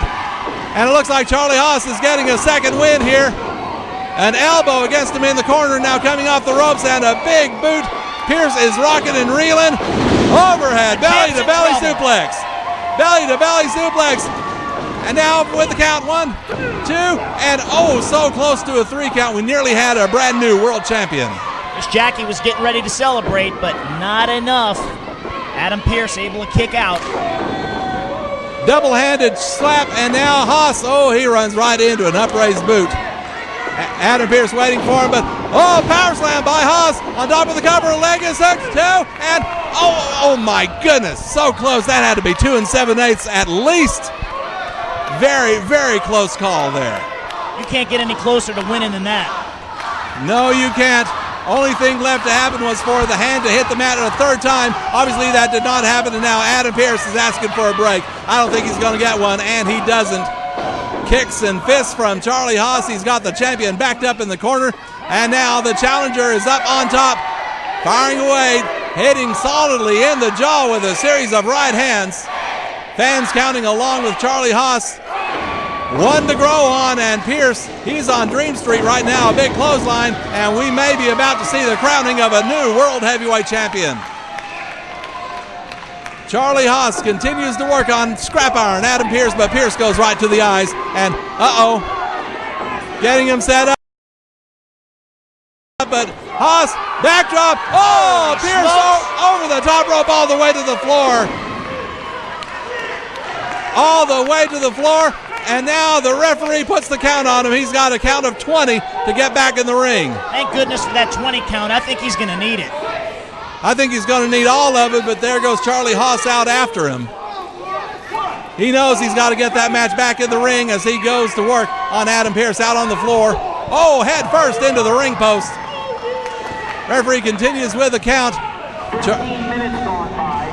15 minutes. Charlie Haas needs to be mindful of where he is at the moment, and more importantly, he needs to be paying attention to the count. Rick Manning continues with the count. Haas continues to work on Pearce. 17, 18, if he gets to 20, that's going to be it. 20, and I think we've just had both men counted out. Oh my goodness. Charlie Haas apparently losing track of the count, losing track of where he was, fighting Adam Pearce out on the floor. And Haas has just lost his shot at the NWA World Heavyweight title. Oh my goodness, that's got to be a heartbreaker for him and for Miss Jackie. Well, the fans want 5 more minutes. Charlie Haas wants 5 more minutes. Whether he'll get it, I don't know, and I'm not so sure it would count. Because if I understand the rules correctly, well,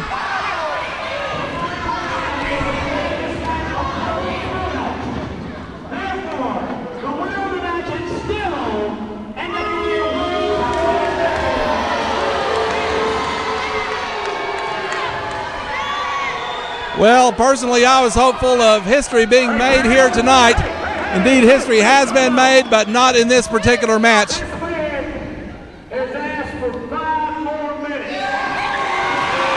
Well, look at this. Rick Manning is acknowledging Haas's request. Will we get it, and will the belt be on the line?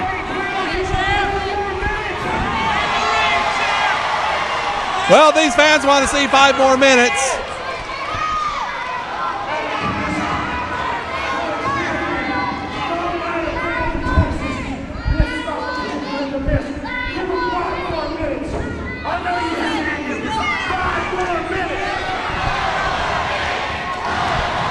Well, you get the chant now. These fans want 5 more minutes. Will it count? And now Adam Pearce has something he wants to say.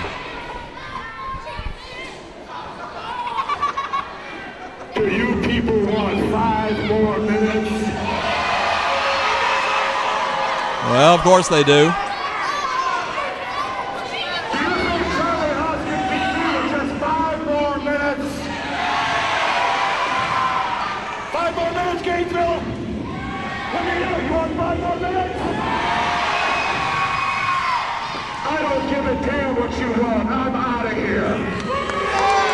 Well, there you go. He doesn't care about wrestling Charlie Haas for 5 more minutes. Adam Pearce is going to walk out of here same way he came in, as the NWA World Heavyweight Champion. Wait a minute, Charlie Haas is going after him. Haas tossing Pearce into the ringside seats. And now Pearce trying to get away from Haas, and well, it looks like Charlie Haas is going to get 5 more minutes, whether Pearce wants it or not. Referee's calling for the bell. I guess this is going to be official now. Charlie Haas clotheslining Pearce over the top and to the floor. Man, Charlie Haas is fired up, and oh, look at that. Jackie Haas getting a slap in for good measure. It's a street fight now, Rob.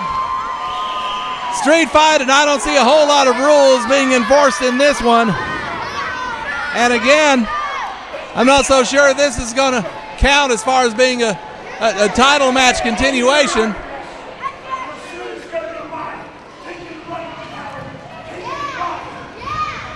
Well, there's Charlie Haas giving Adam Pearce his belt back. But I know he promises, Tony, that one day it'll be Charlie Haas's turn and he'll become the World Heavyweight Champion. What an incredible match between these two. It's a shame it had to end that way. The action took place outside of the ring. Both men counted out. I wish it would have been settled inside the ring, but a fantastic match nevertheless. No question about that. As we see Charlie and Jackie Haas, the happy couple in the ring. Well, not really happy, because after all, Haas is not the champion. But fans, we've got to bring this to a close now. The NWA Parade of Champions 10. For Tony Brooklyn, I'm Rob Moore. So long from the Gainesville High School Gym in Gainesville, Texas. Fans, what a fantastic match we saw. Let me tell you something. You want a lawsuit on your hands? Do you want a lawsuit on your hands, Ken Taylor, promoter? I didn't sign to wrestle a woman. You see that woman hit me right in the ear. I can't even hear a damn word you're saying. Are you even talking to me right now? Charlie Haas, get out of my damn interview. You have started a war.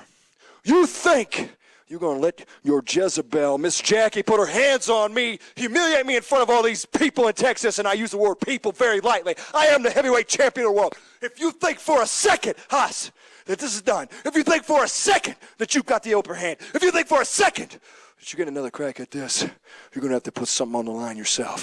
You're going to have to make a sacrifice, Charlie Haas, because nobody makes Adam Pearce look like a fool. I can do that well enough on my own.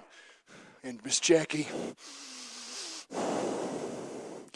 I hope that you enjoyed the one shot you got, honey. Because it's the last shot you're going to get.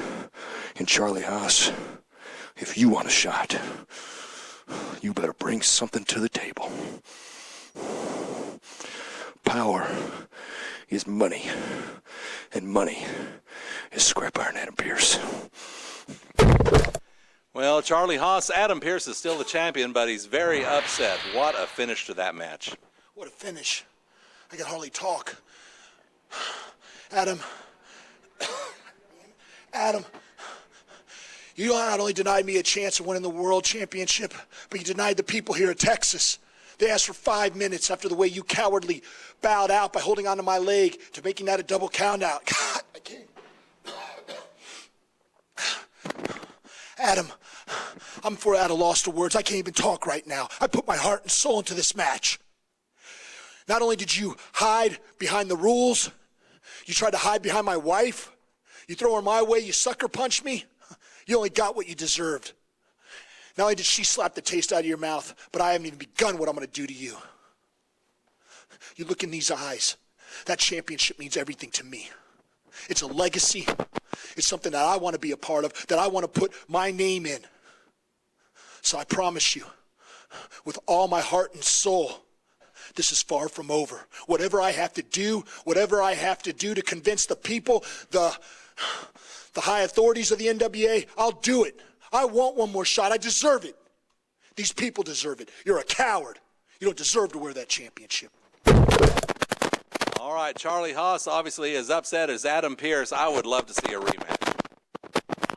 Well, Baboose, I have to say, thanks to you, your men are still the champions. Yeah, still the champions, yeah, still the champions. What's up with him? He's very angry. He has a right to be very angry. He was disrespected by Rick Manning tonight. But I got to be honest. We tried to tell you people. We tried to tell you.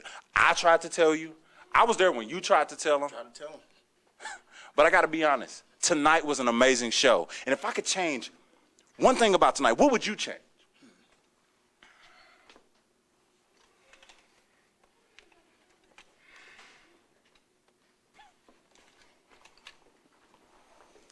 Well, I guess the answer is obvious. They're still the NWA Texas Tag Team Champions.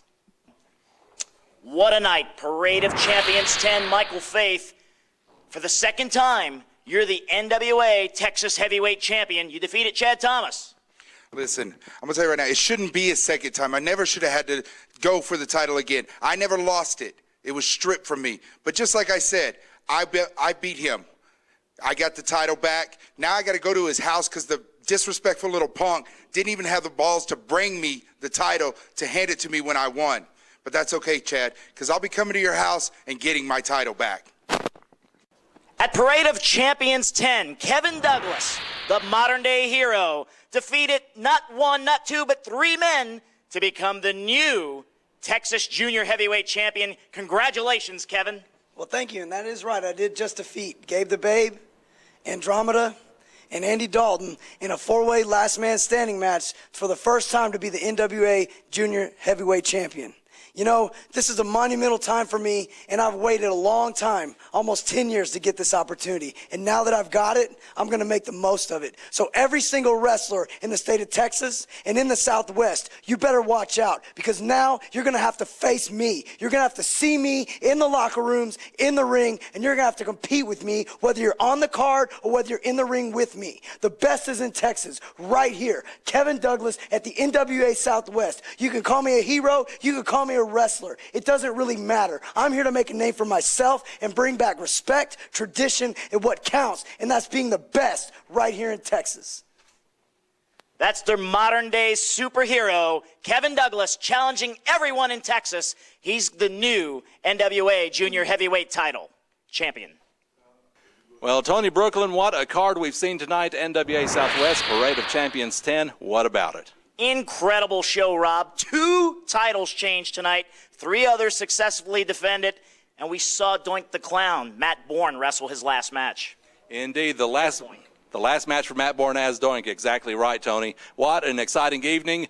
A lot of people wish that the world title match had ended up a little differently, but be that as it may, I think we may be in for one heck of a rematch down the road.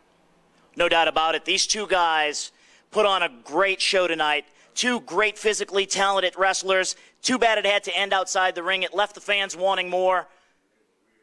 Charlie Haas asked for 5 more minutes. Pearce wouldn't give it to him. That's a rematch I'd like to see.